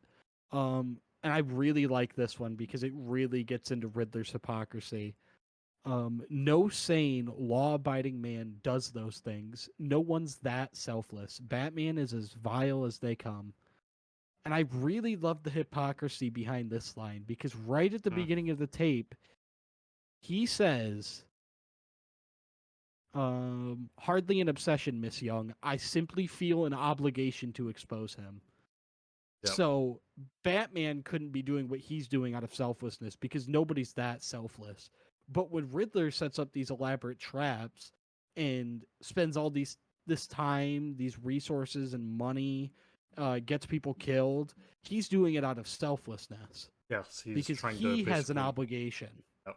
He's doing it out of an obligation to cleanse the weaker-minded individuals in Gotham, and you know it's his obligation to be the one that exposes Batman. At the same time, I think that further shows that hypocrisy that he's kind of like, yeah, it's my obligation to expose him, and then again, it's just this entire discussion about who Batman is as a person relies on these preconceived notions with no proof whatsoever that Batman is a terrible person, that he steals money, he's no different than the criminals that he takes down, and you know the list goes on and on. That basically it's all built on these things in his own head that again he can't concretely prove in any. It's one of those things. I think it's interesting that he says this about Batman because it really helps to drive the fact that as much as he wants to pretend that he's above Batman, all of his preconceived notions about Batman come from his beliefs of himself. Yep. Like no one's that selfless. No law-abiding man does these things because nobody's that selfless. Riddler would never do something like that because he's too selfish. So he automatically assumes that Batman must be the same way. And it's one of those things in his quest to prove that he's better than Batman. He is constantly trying to say, yeah, well, this is what I believe, so surely Batman's no different from me. And he doesn't even realize it.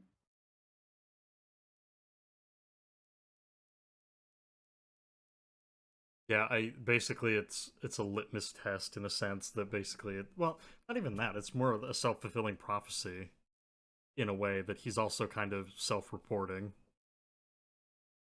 And obviously I don't think he means it at all, but here we are. Yeah, no, it is a major case of self-reporting that pretty much all of the things he's saying about Batman really show his worldview. Yep.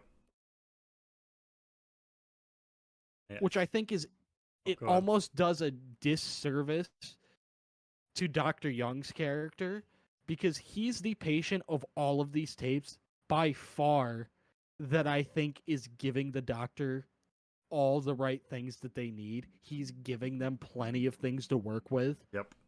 And what's all Dr. Young can focus on? Yeah, he's pissing me off. I don't know if I want to have him in Titan Project. And he's just annoying. I was gonna say, I think it's... And it's like, are you fucking kidding me? He's the perfect patient any doctor has ever had in the world. Yeah, he's more than willing to talk. He's egotistical. And I think the worst she says about him is he's egotistical and he has mood swings. And it's like, yep, in an insane asylum, that seems like it's kind of par for the course. Yeah, Riddler's tapes really do cement to me that Yeah, I just don't like Dr. Young's character. I don't. I She's think not she's remotely. incredibly inconsistent. Yes, she's incredibly inconsistent pretty much every time we see her. And again, I can understand because I think it comes up early on in the tapes is that she's looking at him as a potential prospect for Project Titan. And then I think it's the last tape. She's like, yeah, I can't do it with the mood swings and all this other shit. And then she, I believe, talks about Project Titan. You know, correct? Maybe I'm wrong. If I am wrong, completely disregard. But the fact that not only casting aside the idea that she's more than happy with prioritizing Project Titan over the care of a patient, which is kind of hypocritical to the concept of what Titan is being used for conceptually. Whatever. Again, casting that aside, the idea that a guy that's talking about himself, his troubled past, and you know the worst things you can say about him is that he's egotistical, he's selfish, he doesn't really have a ton of apathy or empathy for the people that he's hurt or killed, and he has mood swings. And again, mood swings and his ego are the two big things that she identifies. That's enough to make you want to not deal with him at all. It's like, okay then.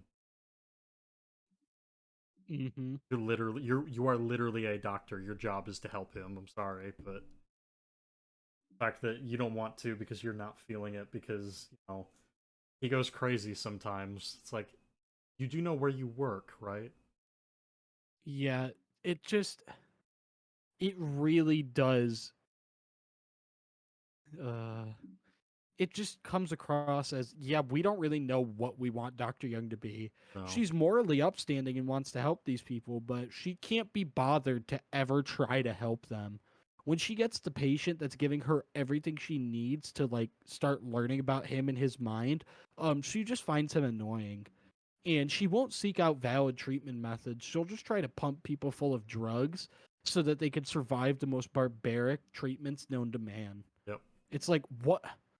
So Dr. Young is this self-righteous, wants to help everybody doctor, and at the same time she's the most incompetent and stupid motherfucker on the planet. Well, yeah, and that's on top of the fact that she gets fucking pissed at everyone for the most basic of things, and her plan for Titan makes no sense. But here we are. Yeah.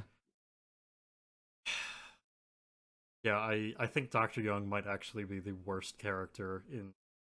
I don't know if I'll say the Arkham verse. Let's wait on No, that until we get through the other three games. But I think Batman is in the running for worst written characters in the Arkham verse. that's probably fair. Yeah, He is seriously in the running there. I think as far as this game, she might take the cake. But Yeah, I would say she's the worst for this game. Joker's pretty bad in this game.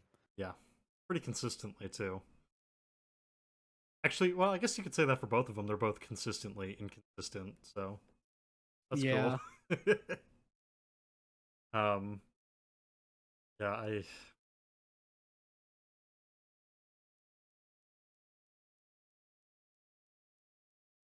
Oh, actually, Yeah. one little comment because I was just thinking about it.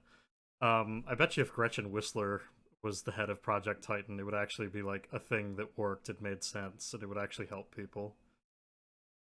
Unlike whatever the fuck Dr. Young did.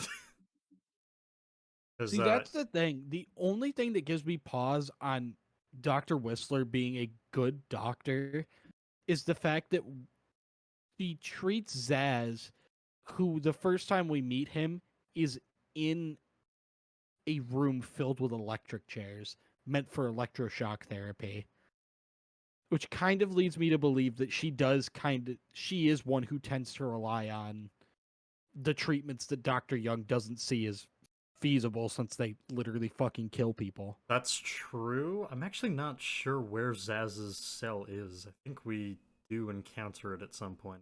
Sure. I don't know why he was up there or what he was doing. If that's the case, then yeah, I will concede that you're absolutely right on that. Actually, shit, we never talked about that when we did Zaz's tapes, and I did want to. Um, her dialogue when you initially are told basically you need to take down Zaz, I think is interesting. I mean, she's speaking basically from experience with what happened to Dr. Cassidy. That idea of he needs the mark, he needs the cut, and then Batman's like, yeah, I know, I'm gonna stop him, I have to. But I think it's kind of interesting seeing those two interact. And again, it's small stuff. Maybe I'm reading a little more into it than the game really is presenting, but just a small detail that I really do like Whistler as a character. But Yeah. I do get what you're saying, that if she is his primary care, which she is, and he was there to undergo electroshock, then maybe she is one of the people that's contributing to the problem. But yeah, I was just more or less with that. I was joking. It's just Yeah, again, but like she actually seems to care about these people. yeah, she doesn't seem to just be all talk when it comes to helping these people, Yeah, it's kind of refreshing. unlike certain other doctors in these interview tapes. Wrong. Ooh, Well, that's a bad cough you got there. yeah, it's COVID, I COVID-19. I think that sounds inconsistent with a COVID cough, but Uh, you can go fuck yourself then. oh, well, I My mean, name you is did. Asac Schrader. You can go fuck yourself. Um, that was crazy that your inconsistent cough, Doctor Young, but Yeah, my happens. cough was better written than Batman over the course of the Uh, Rocksteady trilogy. all right, shall we keep going? Yes, tape number 5. Um, so for tape number 5, I had mainly what it does is it ties Riddler a little into the main story, not a ton, but it does a little bit. And then it also, again, just shows us how awful of a human being Riddler really is. I think the most obvious thing that shows how villainous he is the fact that he's willing to, if not work with him, like communicate with Joker and make plans with him. Yep.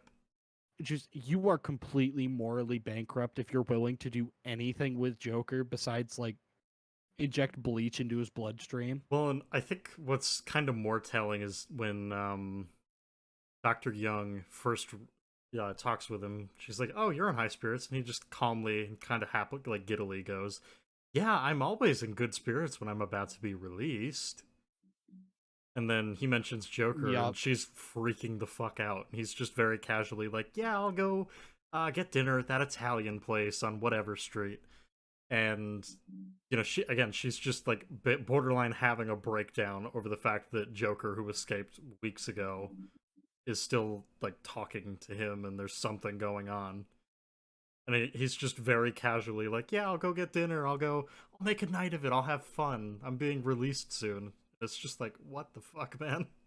Like, Yeah. Um, yeah, that line you were speaking of, I'll go have dinner at whatever place, and then after that he says, I only hope Joker hasn't completely trashed the city. Oh well, I'm sure I'll find out soon enough. yeah, And it's like not only the calmness, but the way he speaks about everything regarding Joker in such vague terms it's so makes me yeah. think that he knows, like he doesn't just know Joker's planning something. He knows the I intimate I think details of what's I going think on. either yeah, either he's figured it out like by himself, or Joker has clued him in on pretty much everything. Yep, And I think that I more get from the fact that Riddler's not one to be fine with not having all the details he can. yep, So the fact that he's so calm and bragging about this makes me believe he does know all the details, or at least he thinks he knows all the details. mm-hmm. And one thing I really like about that interpretation is the vague language he has and the calmness.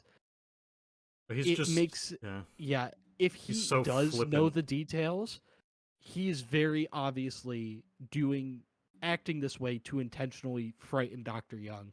Yep, And it really helps establish his more vindictive and evil side of, yeah, I could be helping you. I yep, could be saving lives, but I think what I'd rather do is sit here calmly and watch you freak out and lose your mind right in front of me because I just want to see that. yep. Well, And and it's like, he wow. very much seems to enjoy doing it. That the tone stays consistent. It's almost like sarcastic and flippant. That he's like, "Yeah, whatever. Things are gonna be great. I just hope Joker hasn't trashed the place." And again, like you were saying, I would assume that he has to know what Joker's plan is. So that idea that he potentially knows that he's after Dr. Young, and he's very openly taunting her about the fact that, yeah, Joker's been talking to me and something's gonna happen. I'm not gonna tell you what, but there's a Yeah. little something we're cooking up for you. Um, it's just it's really fucked up. It's really evil, and I love it. Like, Yeah. The other line that I think just really cements his evilness is when Dr. Young is like, innocent people could die. And Riddler's just like, yeah, it is what it is, you know? he's just like a small price to pay for that Italian dinner on Yeah. whatever street. Like, Yeah. The gabagool comes before innocent lives. He just, Mac's homemade mac and cheese. yeah. Like, Yeah, but this game really makes me not appreciate his writing in the other games because this game yep. is not scared to show that even without his obsessions, he is still an evil and awful person. Mm-hmm. There really isn't, given his childhood, even in a world without Batman, he is not a good person. No, He is he's not a still decent a terrible person. person. He is awful. Yep. And the other games I feel just really step away from that. Yeah, well, They just kind of make it all about, oh, he's this quirky guy who's obsessed with riddles and yep. Batman and he's insane. Isn't that weird? And it's like, I miss when he was a character, Mm-hmm. Yeah, not a with this, caricature. with yeah, that's actually I think a great way to put it. That the tapes in this, it very much feels like there's correlation and there's causation with a lot of these things. That a lot of these things track and follow. I can understand why he's doing a lot of the things that he does. It justifies, well, not justifies, but allows me to rationalize a lot of the things that he does, the way that he carries himself, the way that he views the world, views Batman, views himself. Um, there's a lot of really subtle details that I think help build him up. And again, just even down to just the basic explanations of the way that he talks about other people and their intellect being something that's akin to the way that his father talked about him.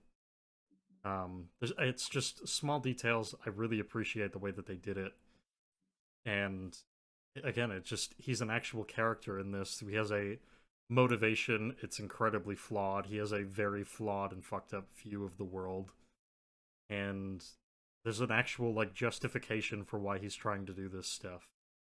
Whereas in the later games, he more or less is just doing it because it happened in the other games. That he was the guy that hid those trophies in Arkham Asylum, so he did it again, I guess. And he's Yeah. also taken hostages in the city, and now he has Catwoman hostage in Night. That it's like we're changing things here, and we're stepping a hell of a like we've gone miles and miles away from characterizing him in a way that fits what we had in Asylum. And it really does. Yeah. It sucks. It's one of those things from a gameplay perspective. I love the Riddler trophies and collectibles in Arkham City and Arkham Knight. Mm-hmm. From a story perspective, it really did lead to him just becoming this caricature of what he was in Asylum. Well, and that's why everyone, when they talk about him, he's always the one character that everyone refers to him as the annoying asshole that hid the fucking trophies everywhere. That he does become just guy that gives you a collectathon side mission. And he could have been so much more than that. And it really, like, this game, I think, proved that. Granted, in this game, he is the collectathon asshole, but again, these tapes do a decent amount for him, and he's not even in the game. He's a voice. That's it. Yep. But it's just, introducing him as an actual character, like, in the flesh, I would have thought would have done more for him, and they dropped the ball. It's a shame. Yeah, he is. Listening to these messages really disappointed me because Yep. it was one of those things was I had never listened to these tapes, or if I had, I don't remember them. But I was always under the impression that he was just shit throughout the entire franchise. But no, he was really, really well written in the first game. And then they just dropped the ball. Huh? Yeah, and again, like the fact that we've been going, I think, for like a half an hour on just his tapes. That Yeah, The fact that because we there could is sit that down and much. do that for that long for 5 tapes that are like 10 minutes long, maybe, I think it's incredibly telling. There's a lot of really significant, even insignificant details that are in here that are just really, really well done. Yeah, I think Riddler's patient interview tapes are like the ideal example of supplemental material Yep. through audio logs. It is just perfect the way this is done. It has in universe explanations for existing. It adds a lot to the character, whether that be through their worldview or telling us about their relationship with the protagonist. Like this does so much so well. Yep. This is like this would be my go-to example for how do you do audio logs correctly within a game. Yeah, well, and even like you were saying, down to the reason that these tapes exist and what these tapes in universe would accomplish for the people that were involved in them. There's a shit ton you can pull from that. It's Mm-hmm. just I like they nailed this one, and then the other ones they were like, we'll figure it out. Yeah.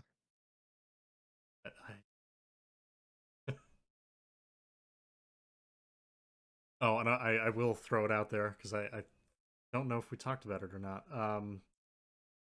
Whistler was going to be Riddler's primary care after Young does this final tape with him. So that's also significant to point out, I think. I Yes. think the big three in the tapes are Whistler, Kellerman. There's Cassidy. I think she's only in the Zaz tapes. And Dr. Kellerman. Oh. Whistler, I believe, by the end of this would have had Croc, uh, Croc, Zaz, and Riddler by the end. So something to think about. Yeah. But that's everything I have on the Riddler tapes. Okay. Any other notes you want to go through, or do you want to hear what I've got? Um, let's go through everything you've got. Okay, so I have two little notes.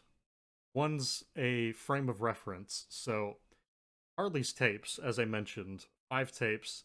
2 of them are the same day. One is the day after that. Next one is 2 days after that, and the next one is like 26 days after that, and that's it. Literally the span of a month. They rush the fuck out of it. These tapes, for reference, take place from May of one year to January of the next year. There's a lot of time that passes. And I feel like even with that time that passes, it doesn't seem to weigh on the story in any way, or the story of these tapes, rather, in any significant way. If anything, I think it helps the fact that he's been incarcerated for this long at the asylum, and again, him keeping in touch with Riddler and all that. Um, it's just, I think it's interesting to compare Harley's tapes where they rushed the hell out of it, and it didn't really seem to amount to much of anything, whereas with Riddler, they spaced them out so significantly that theoretically you would think that would potentially poke holes in the story that they're going for, but the tapes are simultaneously so connected and disconnected that you can tell this story in a segmented way like this and it works. So props to them for that. I think that's part of the reason Riddler's worked so well is that they weren't trying to tell a story. They were just Yep. trying to Get give us across. insight into his character. Right. And being free of the constraint of telling a story really allowed that freedom. Yep. Well, Then I again, think it absolutely shows, but Harley's interview tapes could be stripped of most of their plot holes if we just took away the dates.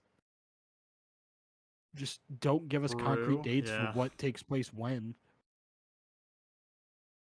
Yeah, that's true. But yeah, that's the other thing. I guess I should have thrown that out there.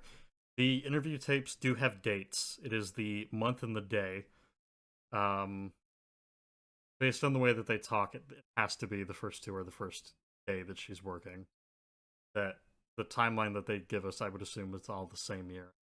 Surprised if it wasn't, but I digress. The only negative note that I have is I don't remember if he like name drops the surprise party, quote unquote, but I do find it kind of interesting that Riddler mentions to Dr. Young, I've been in contact with Joker who escaped, and something's brewing, and that never got brought to the police's attention or Batman's, to our knowledge. I think if it was, because I guess you could theoretically make the argument that maybe it did, but I believe if it was, they would have been much more skeptical and careful about how they presented the beginning of the game and what they did to kind of secure Joker and make sure he stayed locked away. Yes. Um, it would still be a gamble on Riddler and Joker's part, but about the only explanation I could think of is that her Project Titan is like that's definitely grounds to get her arrested. What she's doing is very illegal, and criminals don't really have recourse. So if she goes to the police about Joker, she kind of has to admit to everything with Project Titan. That's true. Which again, she very well could do. So it's still a bit of a plot hole. Yeah. Since well, that was the thing. There is still the risk that she sees herself going to jail as a price to pay for saving innocent lives. Yep. Well, not even just innocent lives at this point, because even if you want to stick with the idea that maybe she is just looking out for herself more than the common people. I mean, granted, she does bring that up in her interrogation with Riddler, or her interview, I guess, with Riddler. That, you need to tell me what you know so that we can save potentially countless innocent lives. Even if you ignore that plea, her thinking from a point of self-preservation, it is better for her to go to prison than for her to face whatever the fuck. Yeah. That I almost think, especially for the character as she's presented, granted, she is, as we've said, incredibly inconsistent throughout, but I do kind of think that she would have enough self-preservation for herself at the very least, that she would go to the police with any sort of information. I guess that's the thing. I don't think the information would be anything that they can act on, but just the idea that maybe there's heightened security or something would potentially be enough. But anyways, that was the last little note that I had, and again, for that to be the only point of criticism that I have in 5 different interrogation tapes, I'm kind of fine with that. Yeah, and again, that's really good. Yep. So we've got 3 different things left to talk about in general. We've got Riddler trophies, the Spirit of Arkham, and the Hidden Room. Which one do you want to tackle first? Well, I guess second. I'd say we just finished up with Riddler's interview tapes, and the Riddler trophies shouldn't take too long, so why don't we get into those? Okay. I don't remember exactly how many there are. I think it's 140 or 240. I think it might be 240. Either way, I guess in general, you know what? Fuck it. I've been talking a lot. I know you just did a lot with Riddler, but you want to talk generally about them, and then I'll say my part? So the Riddler trophies in this game are not exactly like they are in later entries. I would say the Riddler trophies in this game are very, very similar to those in Origins, where there aren't really puzzles. They're just kind of around, and you're tasked with wandering and finding them. You can pick up maps, which will reveal their location on the map, or their approximate location at least. And I can't remember, do the maps count towards the Riddler percentage? I don't believe they do. I'm not 100%. Actually, I don't. They might be on the Riddler grid, so you might have to pick them up. Sure. Yeah, I can't remember. But there are shortcoming on my part. I should have looked at that. But I do know they give you EXP, so I would believe they would be on the Riddler grid. Mm-hmm. But there's that. There's also breakable objects, which are the exact same as in every other game. They're just objects that you walk by, and if you hit them with a gadget, they'll break. Very self-explanatory. But the Riddler trophies, I don't love them in this game. There's a lot to be desired. There's a reason I flip-flop between which I think does it worse, this or Origins. Because in both this and Origins, there really isn't any puzzle aspect to picking them up. You just kind of stumble upon them, and the Yep. deepest it gets in a puzzle is like, oh, I have to use the cryptographic sequencer here. And Yeah, it's like, the that's it? yep. Really? I have to pull down this wall with the Ultra Bat Claw. That's as deep as it ever gets. Yep. The little blurb that I have written down is I think a lot of these trophies are very poorly hidden. There's way too many of them that it literally is just walk into. Like, there's one I think that's under a guard tower, just hidden in a bush, and it's like, really? That's what we're doing?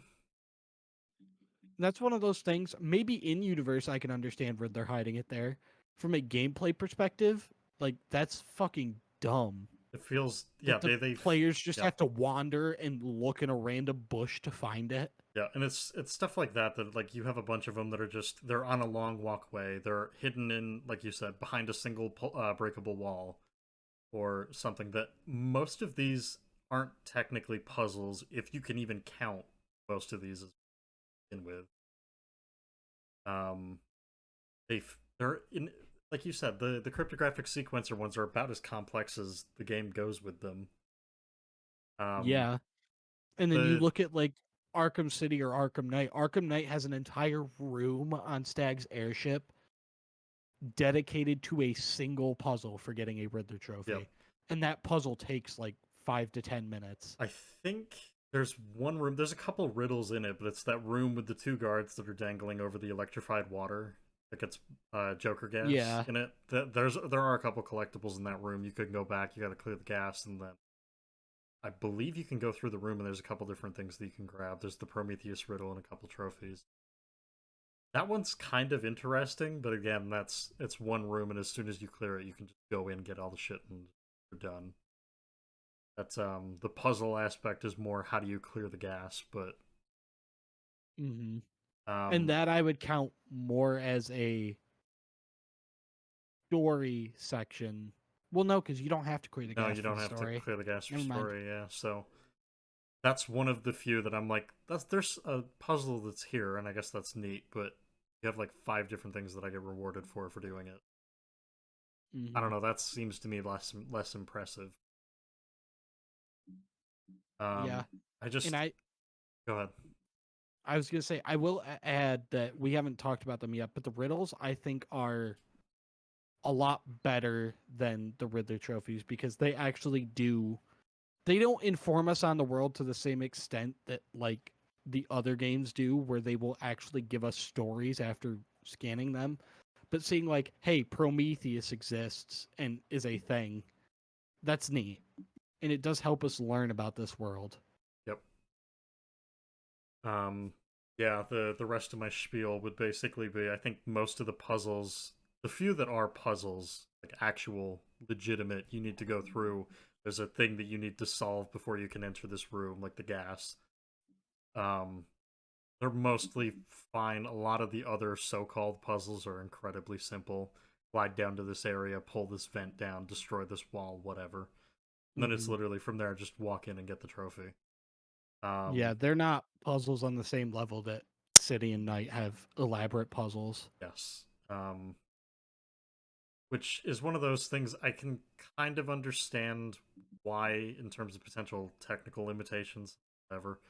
At that point, I would think you would just want to have maybe cut the Riddler trophies in half, and maybe you make the puzzles a bit harder, or maybe there's fewer of them that you really have to explore and go out of your way to find them. Something like that, I think, works better than the way that most of these are, where it just seems like you can stumble upon them by accident.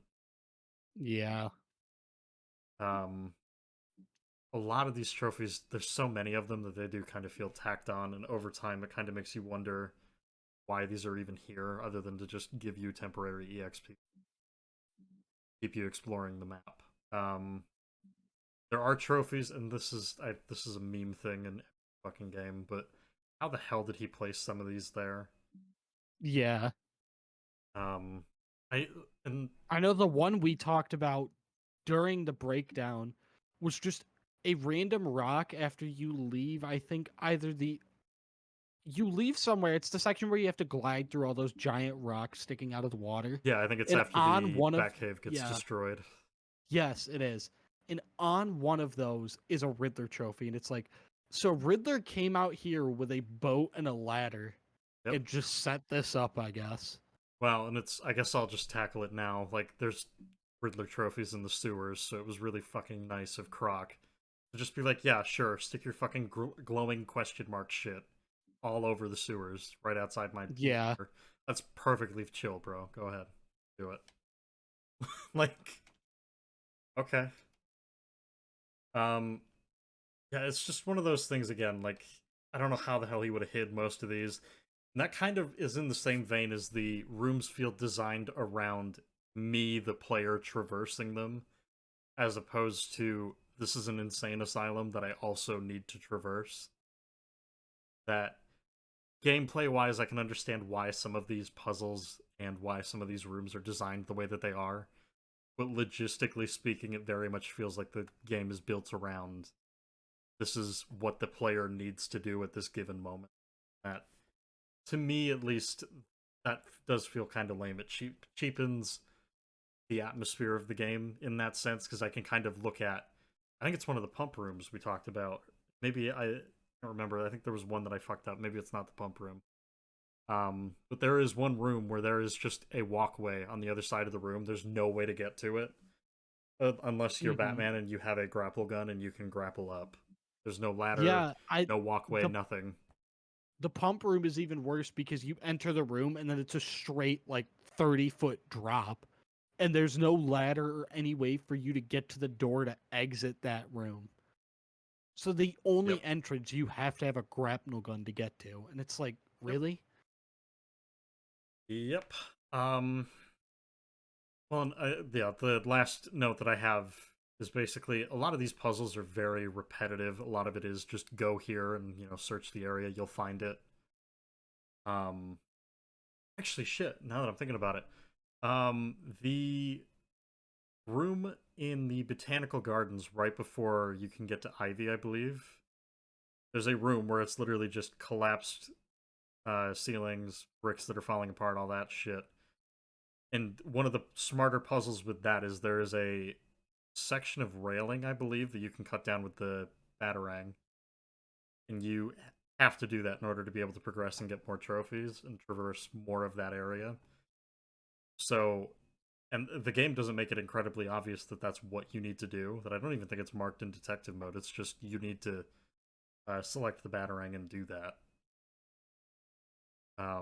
It's like that's actually kind of an interesting puzzle, having part of the environment be a way for me to solve this series of puzzles without really drawing attention to it. But I digress. Back on point. Um, Most of the puzzles are just the same thing over and over, and I think the later games sort of fix this. There's a couple in both games that I would point to, like the um, Batmobile puzzles where you need to pull out the one block and then move the Riddler trophy ball cage thing through the maze. Those got a bit repetitive at times from what I can remember. And I think the ones I would point to in Arkham City would be the mine cages. I think there's a couple of them throughout the map.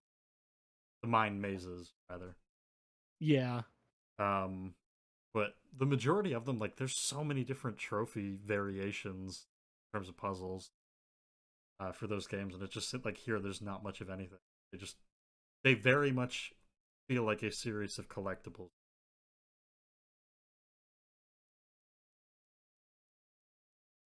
I think the later games very much fixed a lot of the problems with the system. Um, Yeah. I think so too. I guess with that, do you want to move on to the Riddler trophies, or not the trophies? Fuck no, the actual riddles themselves.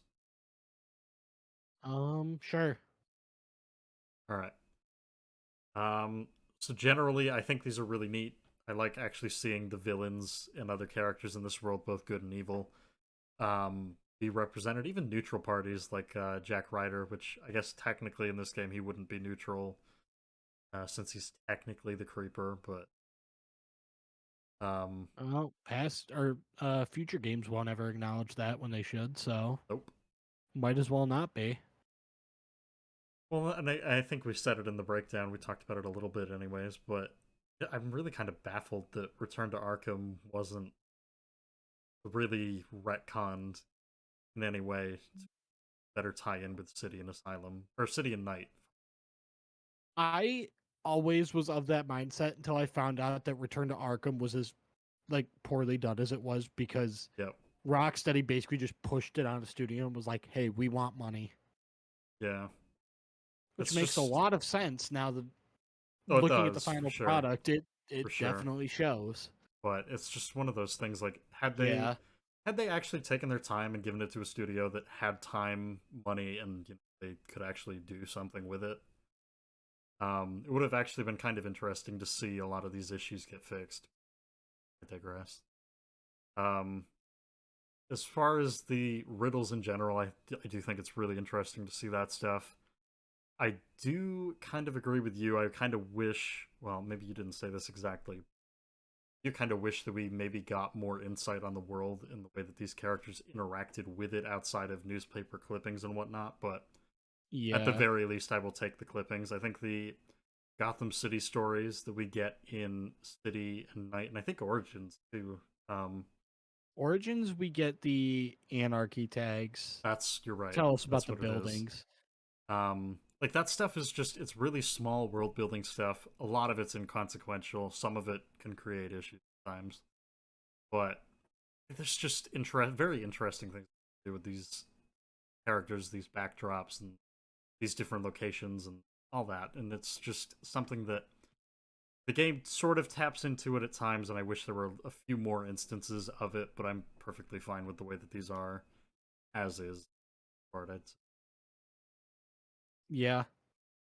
I like them. I wish we got a little more out of them, but for what we got, it's not bad. Nope.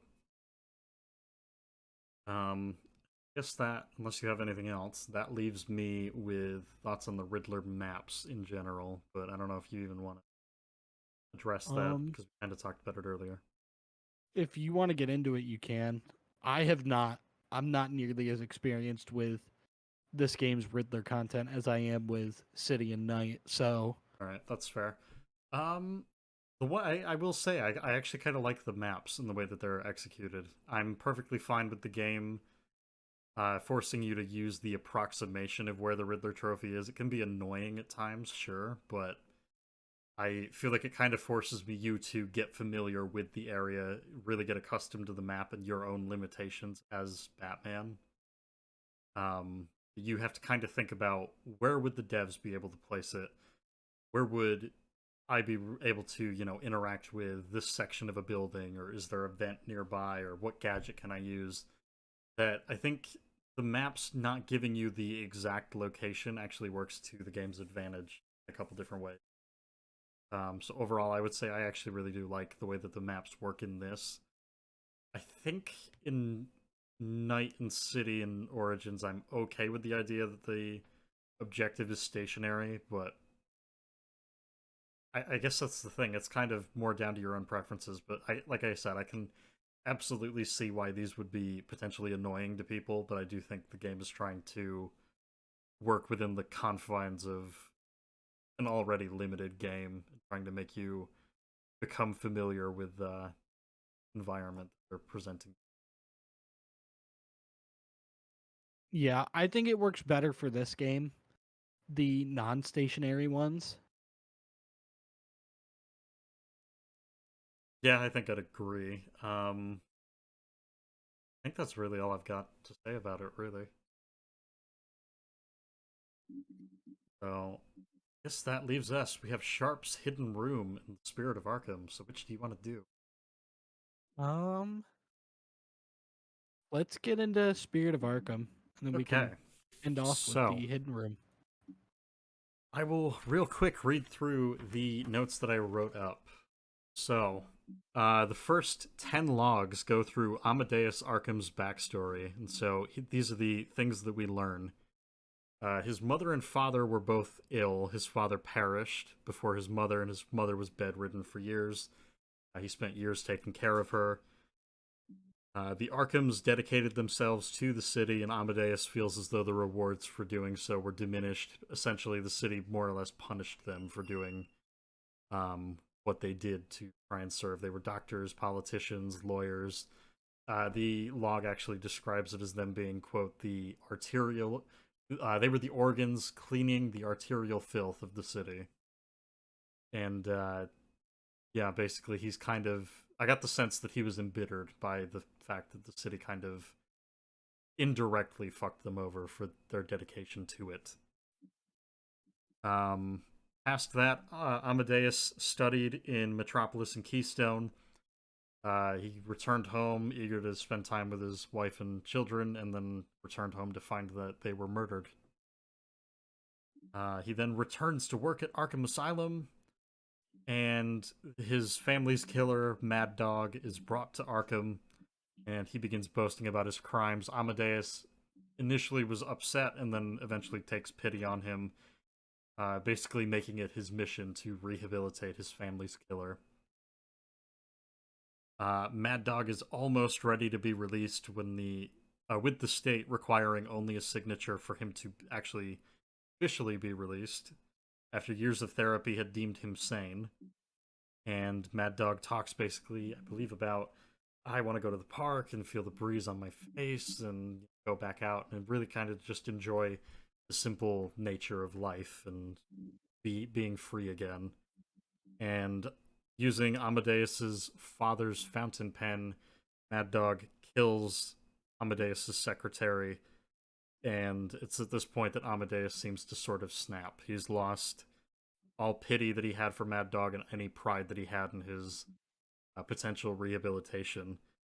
And finally, I think it's the 10th log, ends with Amadeus explaining that he sort of realized his destiny, which is he committed to cleansing the asylum, starting with an unfortunate accident, as he calls it, resulted in Mad Dog dying.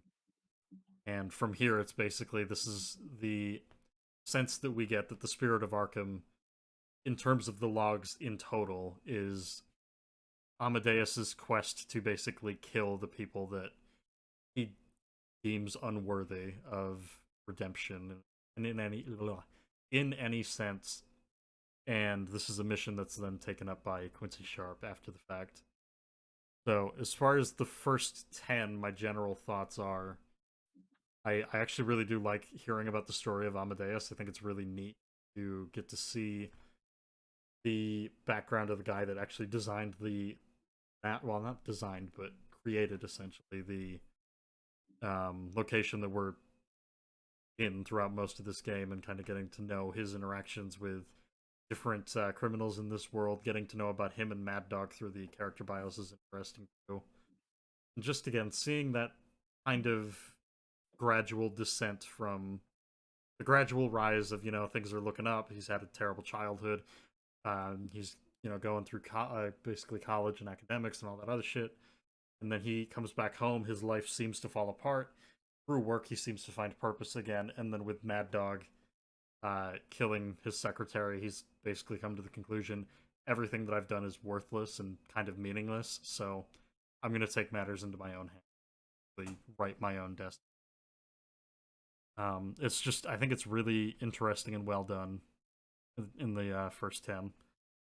Now, logs 11 through 24 I'll get to in a sec, but Cam, if you have anything you want to say about what I've already covered, that's your chance. So I will say I have a few notes. The first one is that I have all of my notes are tied to specific messages. Okay. So message 1 actually does something that I wasn't expecting, and it establishes a reason for these Spirit of Arkham slabs being in existence, which is nice. Mm-hmm. That basically he says that he can't take credit for his actions right now, so he's gonna put his story out there, and one day, if it's ever discovered, he could finally get his credit when he's long dead. Which, it's not a great explanation, but it's an explanation which is better than I thought there would be. Mm-hmm. And that's all I have for the first 10. Okay. Overall, I like them. I think, like you said, it's very interesting to learn about Amadeus, the person who created Arkham Asylum, and his descent from being somebody down on his luck with a awful life and then rising up from that only to fall back into everything he worked so hard to escape from. Yep. I think it's really interesting.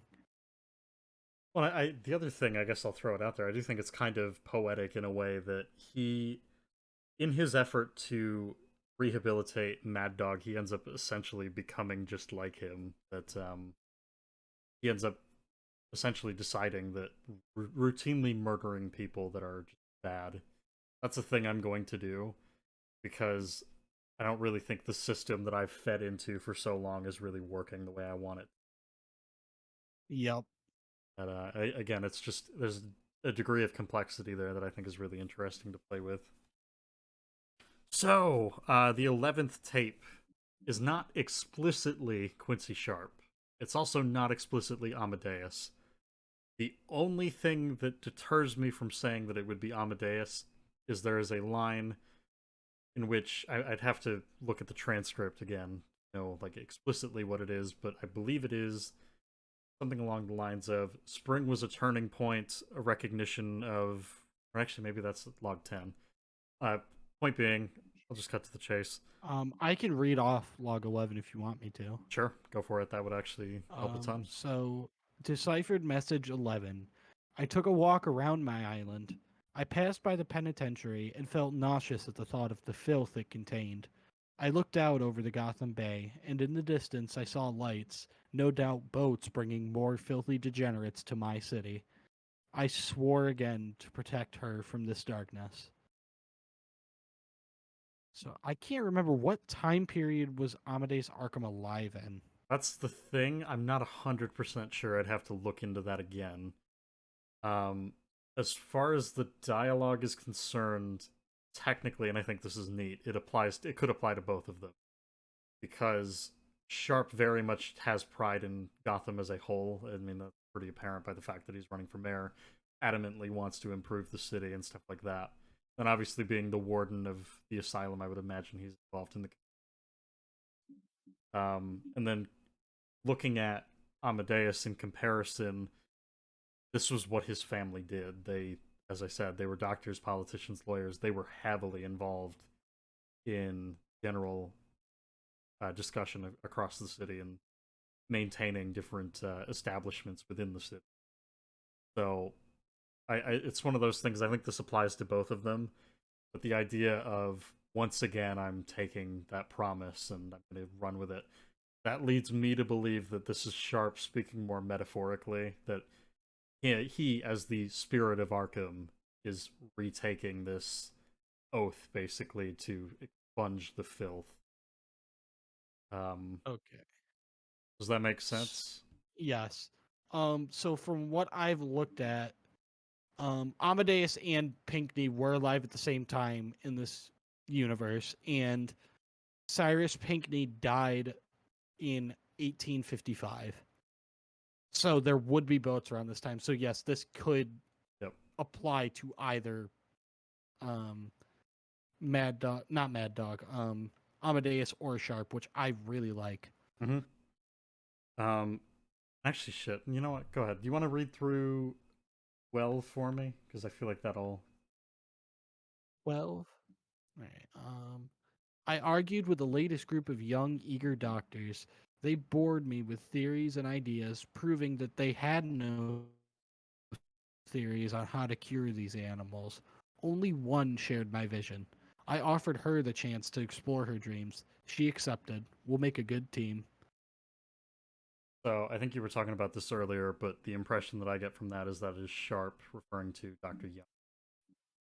Yes, like I'm on the Arkham Wiki now. There's a hyperlink on the word one in only one, and that hyperlink leads to Dr. Young's page. Yeah, so then there So you go. that is the general consensus, is that he's talking about Dr. Yep. Young. Which is actually kind of interesting because obviously he has a very, very dark and nihilistic approach to dealing with inmates, whereas Dr. Young's, as far as the game seems to be concerned, she's foolishly idealist. Yes, which does have me a bit confused as to how he thinks she shares his vision, but Yeah, I'm not God 100% only sure, knows. but I don't know. Um, so yeah, I'm trying to figure out exactly how I want to do this because now that we've read two of them, I almost wonder if we should have read them all. But um, fuck it, let's just keep going. So the rest of the logs, basically from this point forward, explain Sharp's decision making and his methods and motives as he basically takes on the role of the Spirit of Arkham. And so the notes that I have are actually this one's pretty fucked up too, I think. Sharp gets really upset, I can't remember what about, and he decides to corner a paranoid schizophrenic and take out his frustrations on him, and he beats him to death.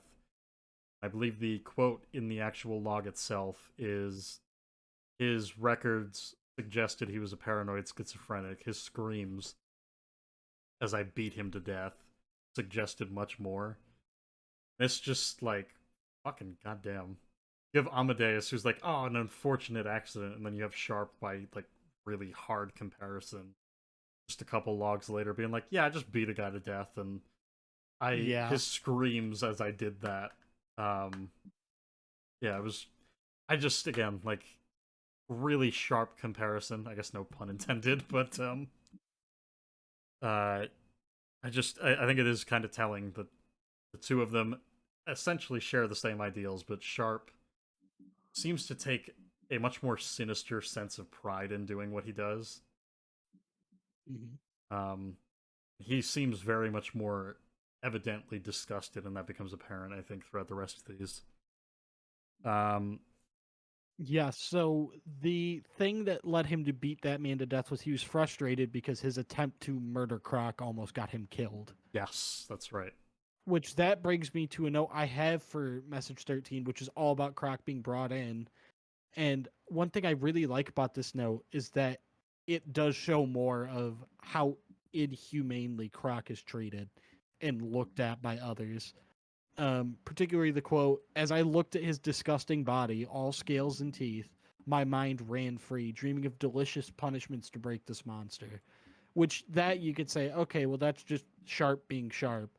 But then here I find it interesting. Doctors gathered around poking shit, wait. Um Doctors gathered around poking it, examining, and it's like even the people who aren't of the same sociopathic fucked up mindset as Sharp are just Or treating him like he's not a person. He's like cattle to be prodded and yeah, played with basically, while he's we a learn about him. yep. Um, well, and that I think goes to show you it's like so he wants to murder Croc for the virtue of just him being a monster visually, not even just anything that he does. I think that gets brought up after they say in the log that he's responsible for the disappearance of hundreds of the city's vagrant.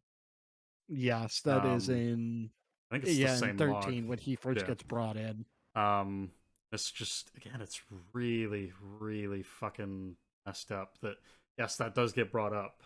The idea that he's pissed at him for that, but the way that he goes in on just the appearance alone is enough that I think even without the context of what Croc did, Sharp would potentially try and kill him. Yeah. Um, and then again, having the context, it's really, really apparent that Sharp would absolutely kill him.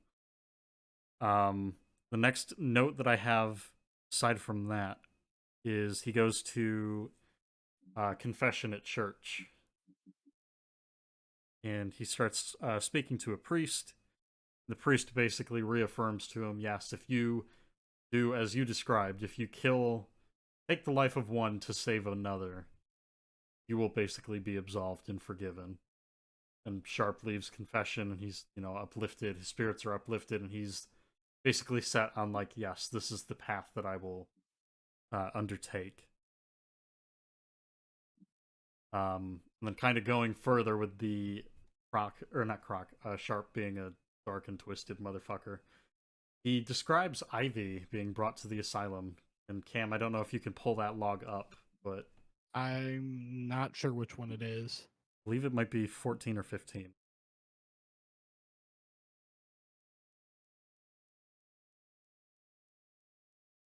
you can't find it, just Control F, Greenwood. Okay, yes, it's 17. 17, okay. Yes, you want me to read it? Yes, if you don't mind. All right. I watched in silence as he brought in the woman. Her skin now a venomous green. The wonton creature. No, yeah, wonton soup. Okay. Her skin now a venomous green. The wanton creature no longer looked like a human being, much less a woman. The Bible says, "Suffer not a witch to live." Yet he has once again delivered this female atrocity to our care. Once I have dealt with the monster, I think it will be time to see if green wood does in fact burn. So, yeah, so far we are 6 or 7 logs in, if you count the 11th one as one of Sharp's. And we have beat a paranoid schizo to death. We have, he has. He's done that. He's tried to kill Croc. He then went to church and was like, yeah, it's all good. It's fine. He comes back and immediately he wants to burn Ivy alive for existing. Like, goddamn, dude. Yeah, it's not great. I think there's still maybe not worse things to come, but there's some other ones that are really fucked up. So at one point he goes to kill Joker. He decides not to. He waits in the shadows. And this is when he sees that Joker has a confederate, as he calls her, referring to Harley. That the two of them are intertwined and they have a relationship. Finds himself appalled and disgusted. It's like, okay, yeah, fine. And he describes in the log, he's like, yep, it took everything in my will to prevent me from running up to her and dashing her head through the glass. It's like, okay then. And then the very next suggestion that he has is basically, yeah, maybe I should like torture her and perform a lobotomy, make sure that basically she can't do anything like this ever again. Mm-hmm. Um, Yeah, it becomes more and more clear the longer it goes on that this is it's a not the same delusion. guy. Sharp is just doing this for himself and using Amadeus's quest to justify it. Sharp accepts that his crusade may end with him becoming a patient at Arkham. And I'm trying to remember exactly how that one's phrased, but essentially he's like, yeah, I'm really thinking about it. It's after he fails to kill Joker and Joker almost actually kills him. That's he basically accepts. He's like, yeah, I might not be cut out for this. I might not survive. And if I do and I get caught, which is entirely possible as well, I could end up becoming a patient here, and that's a fate I'm okay with resigning myself. Mm-hmm. And then the last little thing that I have here, anyways, is the Spirit of Arkham reveals himself as Quincy Sharp in his final log, pleading with Batman to continue his work after having fled Arkham Island. It's just, again, overall, I think it's really interesting because the first 10 give us some pretty decent insight on Amadeus as a whole, his mission, and kind of building that up. And then again, like you were saying, I think Sharp, by comparison, is an incredibly fucked up, violent individual. And he uses his violent outbursts. He uses, sorry, that backwards. He uses Amadeus's mission to essentially justify the violent outbursts that he has now. And it's just like the methods that he's willing to go to of just slow torturing Harley and performing a lobotomy, burning Harley alive, or not Harley, Ivy alive, trying to kill both Croc and Joker. It's just some of it, like it's a bit too far. And again, it's just that comparison, that contrast rather between Him and Amadeus, I think, is really interesting to play with. So I guess with that, um, the overall notes that I have three different bullet points that I want to get to. But Cam, I don't know if you have anything you want to talk about. In that case, go right ahead. Um, in terms of notes, no, nothing really. Okay. I'll So get. if we just want to move into an overall discussion about Spirit of Arkham instead of specific things, then Yeah, yeah. yeah. All right. So the first general note that I have is much like the trophies. A lot of these are in places that I don't know how the fuck they would have ended up there. Yup, especially given Quincy Sharp's age and physical fitness level, Yep. I don't believe he's either bringing these giant concrete slabs to these places or even just getting to these places himself. Yeah. Well, and you also got to account for could Amadeus have gotten there fucking almost 200 years before. Um, and more often than not, I would be inclined to say probably not. But yeah, I don't know. There's a couple of them that seem as though they're built around the idea that the asylum changed in ways that don't make a ton of sense. Like I think right after the second Scarecrow Nightmare, when you cut down the bell, I want to say there's a Spirit of Arkham log that is literally just on a random balcony that exists. I don't know why it's there. There's nothing else up there. Yeah. Um, A lot of them, you kind of have to assume they were placed there by Amadeus, and over the years, the layout just changed, and I guess they all remained there somehow. there's a couple of them that I'm willing to forgive that for. Like, I mean, hell, I think I said it to you the other day when we were talking about it, but I believe it's by the botanical gardens in the steps leading up to the building. There's just a weak section of the wall. There is a Spirit of Arkham slab that was in there, so I'm guessing at some point that must have worn down. That slab was put in there, and then over time, as the asylum was rebuilt and things were fixed or whatever, that was just patched over. Basically, that's why it's a weaker section. But stuff like that, I'm more than okay with. But you get to ones where it's like, yep, there's just a balcony that exists in this area, and it has no doors or anything leading to it. That kind of stuff. I'm like, I don't. Why?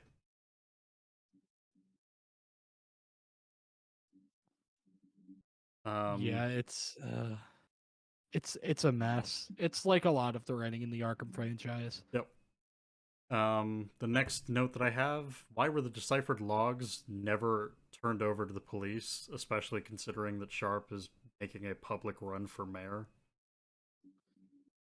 Even if it's not turned over to the police, this should definitely be brought up to Jim. Yep, and that's the next thing that I have is Batman doesn't inform the police or Jim, and he never follows up on this until Sharp gets incarcerated. That's I think City would like you to believe that Raish, his people, would have basically played interference, and I buy that. Sorry. Yeah, no, there's no way. Because it literally all it takes is Batman leaks those tapes to the public, or Vicky Vale, or someone like her gets her hands on them. That's it. It's over. Yeah, Raish also can't play interference on stuff he doesn't know. How would Yep. Raish have known that Bruce had decrypted these and knew everything? Mm-hmm. Um, that leads me to the last note, which is I actually do, in general, think this is a really interesting idea. Having someone as twisted and fucked up as Sharp leading a mayoral campaign, and at the end of the game, I believe he blames Batman for everything that happened.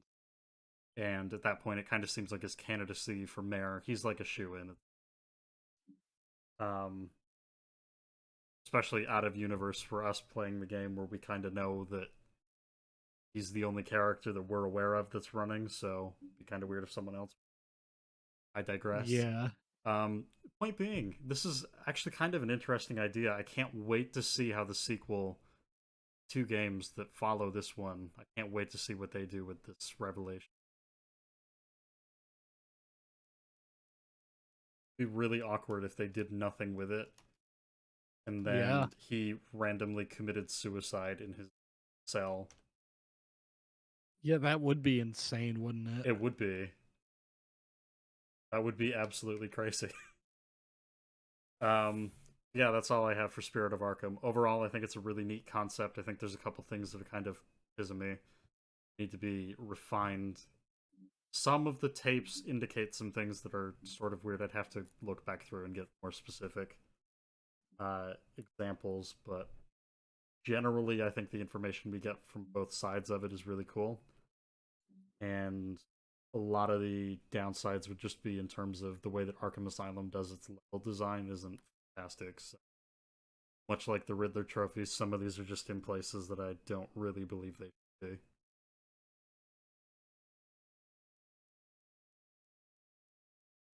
That leaves us with the hidden room in Quincy Sharp's office, unless you have anything else you want to say about the Spirit of Arkham. I do not. Okay, so I'll let you take this one. What do you think about the hidden room? I think it's a neat detail. A little too well hidden. It was hidden so well that Rocksteady had to tell people about it because it was never discovered. Yep. But if you go to the warden's office in Arkham Asylum and you place 3 explosive gels on a certain portion of the wall, you can blow it up and reveal a hidden room containing plans for Arkham to expand over time. Now I'm trying to find my screenshots of it.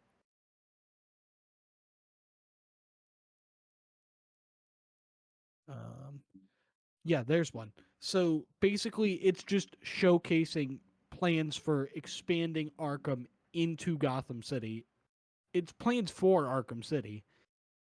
And this was revealed by Rocksteady, I believe, shortly before Arkham City came out. And yeah, it's a really strange Easter egg to me because there are absolutely no signs that this is here. The best you have is that it's a section of the wall where there is nothing, and it's like, I really, how am I intuitively as the player supposed to go? Oh, I should blow that up. That or if you're looking like pixel by pixel at the wall, I'm pretty sure you could see like a weird line where it kind of doesn't match, but you would never notice the gap between the two wall textures if you weren't looking for it. Yeah. I don't know. I like the Easter egg. I do think it's very strange that they focused on hiding it so well. Yep. Well, and even down to the map doesn't have it listed on the map at all. There's no blank room or anything. Yeah. Whereas like that game, as far as the map, if I can recall correctly, I believe that game even marks like vents on the map, stuff like that. They did a pretty good job of trying to make sure everything stayed connected. That's the one thing. Again, like you said, it was so well hidden that they almost seemed like kind of pissed that no one found it. And it's like, you did everything you could to make sure no one found it. I don't know what to tell you. It also does kind of create that issue of so the maps are so accurate that you have everything mapped out down to the vent. But Batman doesn't know about this one room that if he had figured it out, just so like it just would have happened that this contains so much information that could help him in the Yep. future. Which that's the Um, other thing. I don't think it's ever been confirmed whether or not Batman actually finds this room or not. I don't know. I would almost assume he doesn't, right? Or would it be? What do you think? Do you think it would be safer to assume that he does? I think it could go either way. There's not a lot that I can think of that really proves one way or the other. I almost kind of Or wonder if it doesn't really change much of anything because I just feel like he would I try and don't get think it ahead of it. does. But yeah. Either way, I think it's a neat tale. Did have a problem. Oh, the how the hell would Sharp get in and out? That I feel like if they were really trying to hide this, the better way to do it is like a picture that you can interact with that reveals a control box that you can then hack, and that gets you in there. Something like that. Yeah, we just Um, have to assume there's some mechanism that detective mode doesn't pick up, even though it picks up like everything else. yeah, and obviously the easiest way to do that instead would just be blow it up. Blow up 3 hyper Yeah. specific sections of the wall so that you can break through to a secret room that's not on the map. I just, again, like, how the fuck did they expect anyone to figure that I have no clue. out? Anyways, yeah, neat detail. I just think the real world context is. Aside from that, I don't really think I have much else to say.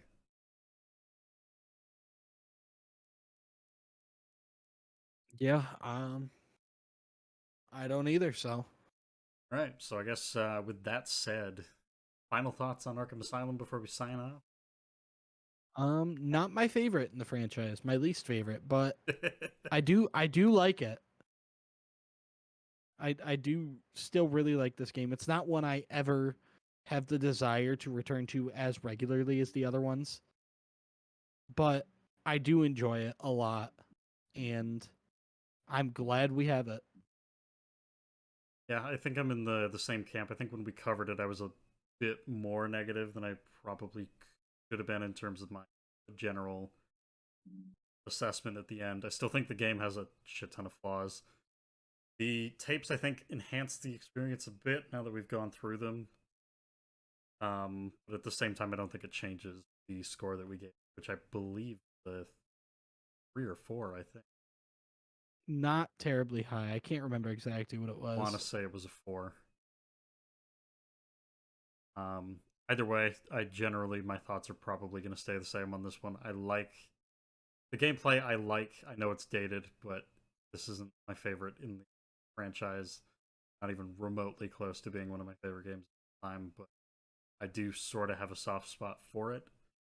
Um, and again, I'm not rushing for the opportunity to back through this again.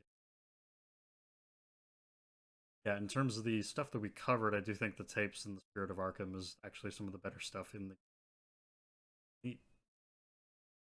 Yeah, I really liked it. I guess with that, that be the end of the first Pineapple Pie mini. So, Cam, do you have anything you want to tell people listening, you and your channel? Um, uh, I don't remember how long ago it was. Probably about 5 days ago, I released a video on Arkham City, but I was only able to play as Bruce Wayne, and I was seeing how much of the game I could complete. And video did remarkably well. It's at 104K right now. Much better than I thought it would do. I was expecting a couple thousand views at most within the first few days. And I do want to say thank you to anybody watching this for the support on that video because it honestly blows me away. But yeah, check that out. Check out any of my other videos. I'm hoping to get a lot more content out more regularly now that I have an actual audience. Um, but yeah, just stay on the lookout for more content in the future. All right. Link to Cam's channel is in the description as always, and I'll probably link your Arkham Asylum or Arkham City video. Um, as for me, I've got a couple things that I'm working on. I'm still trying to figure out what project I want to work on, like definitely moving forward. I've been incredibly busy as of lately, so I'm really struggling to get stuff done. But we will see where the things go in the future. I still think I'm leaning towards a critique of Super Paper Mario, but I would like to maybe break that down first before I do that video. So we'll see. We'll play it by ear, and of course, if I have any updates in the future, I'll let you guys. So with that, thank you guys for watching, and see you next time. Goodbye.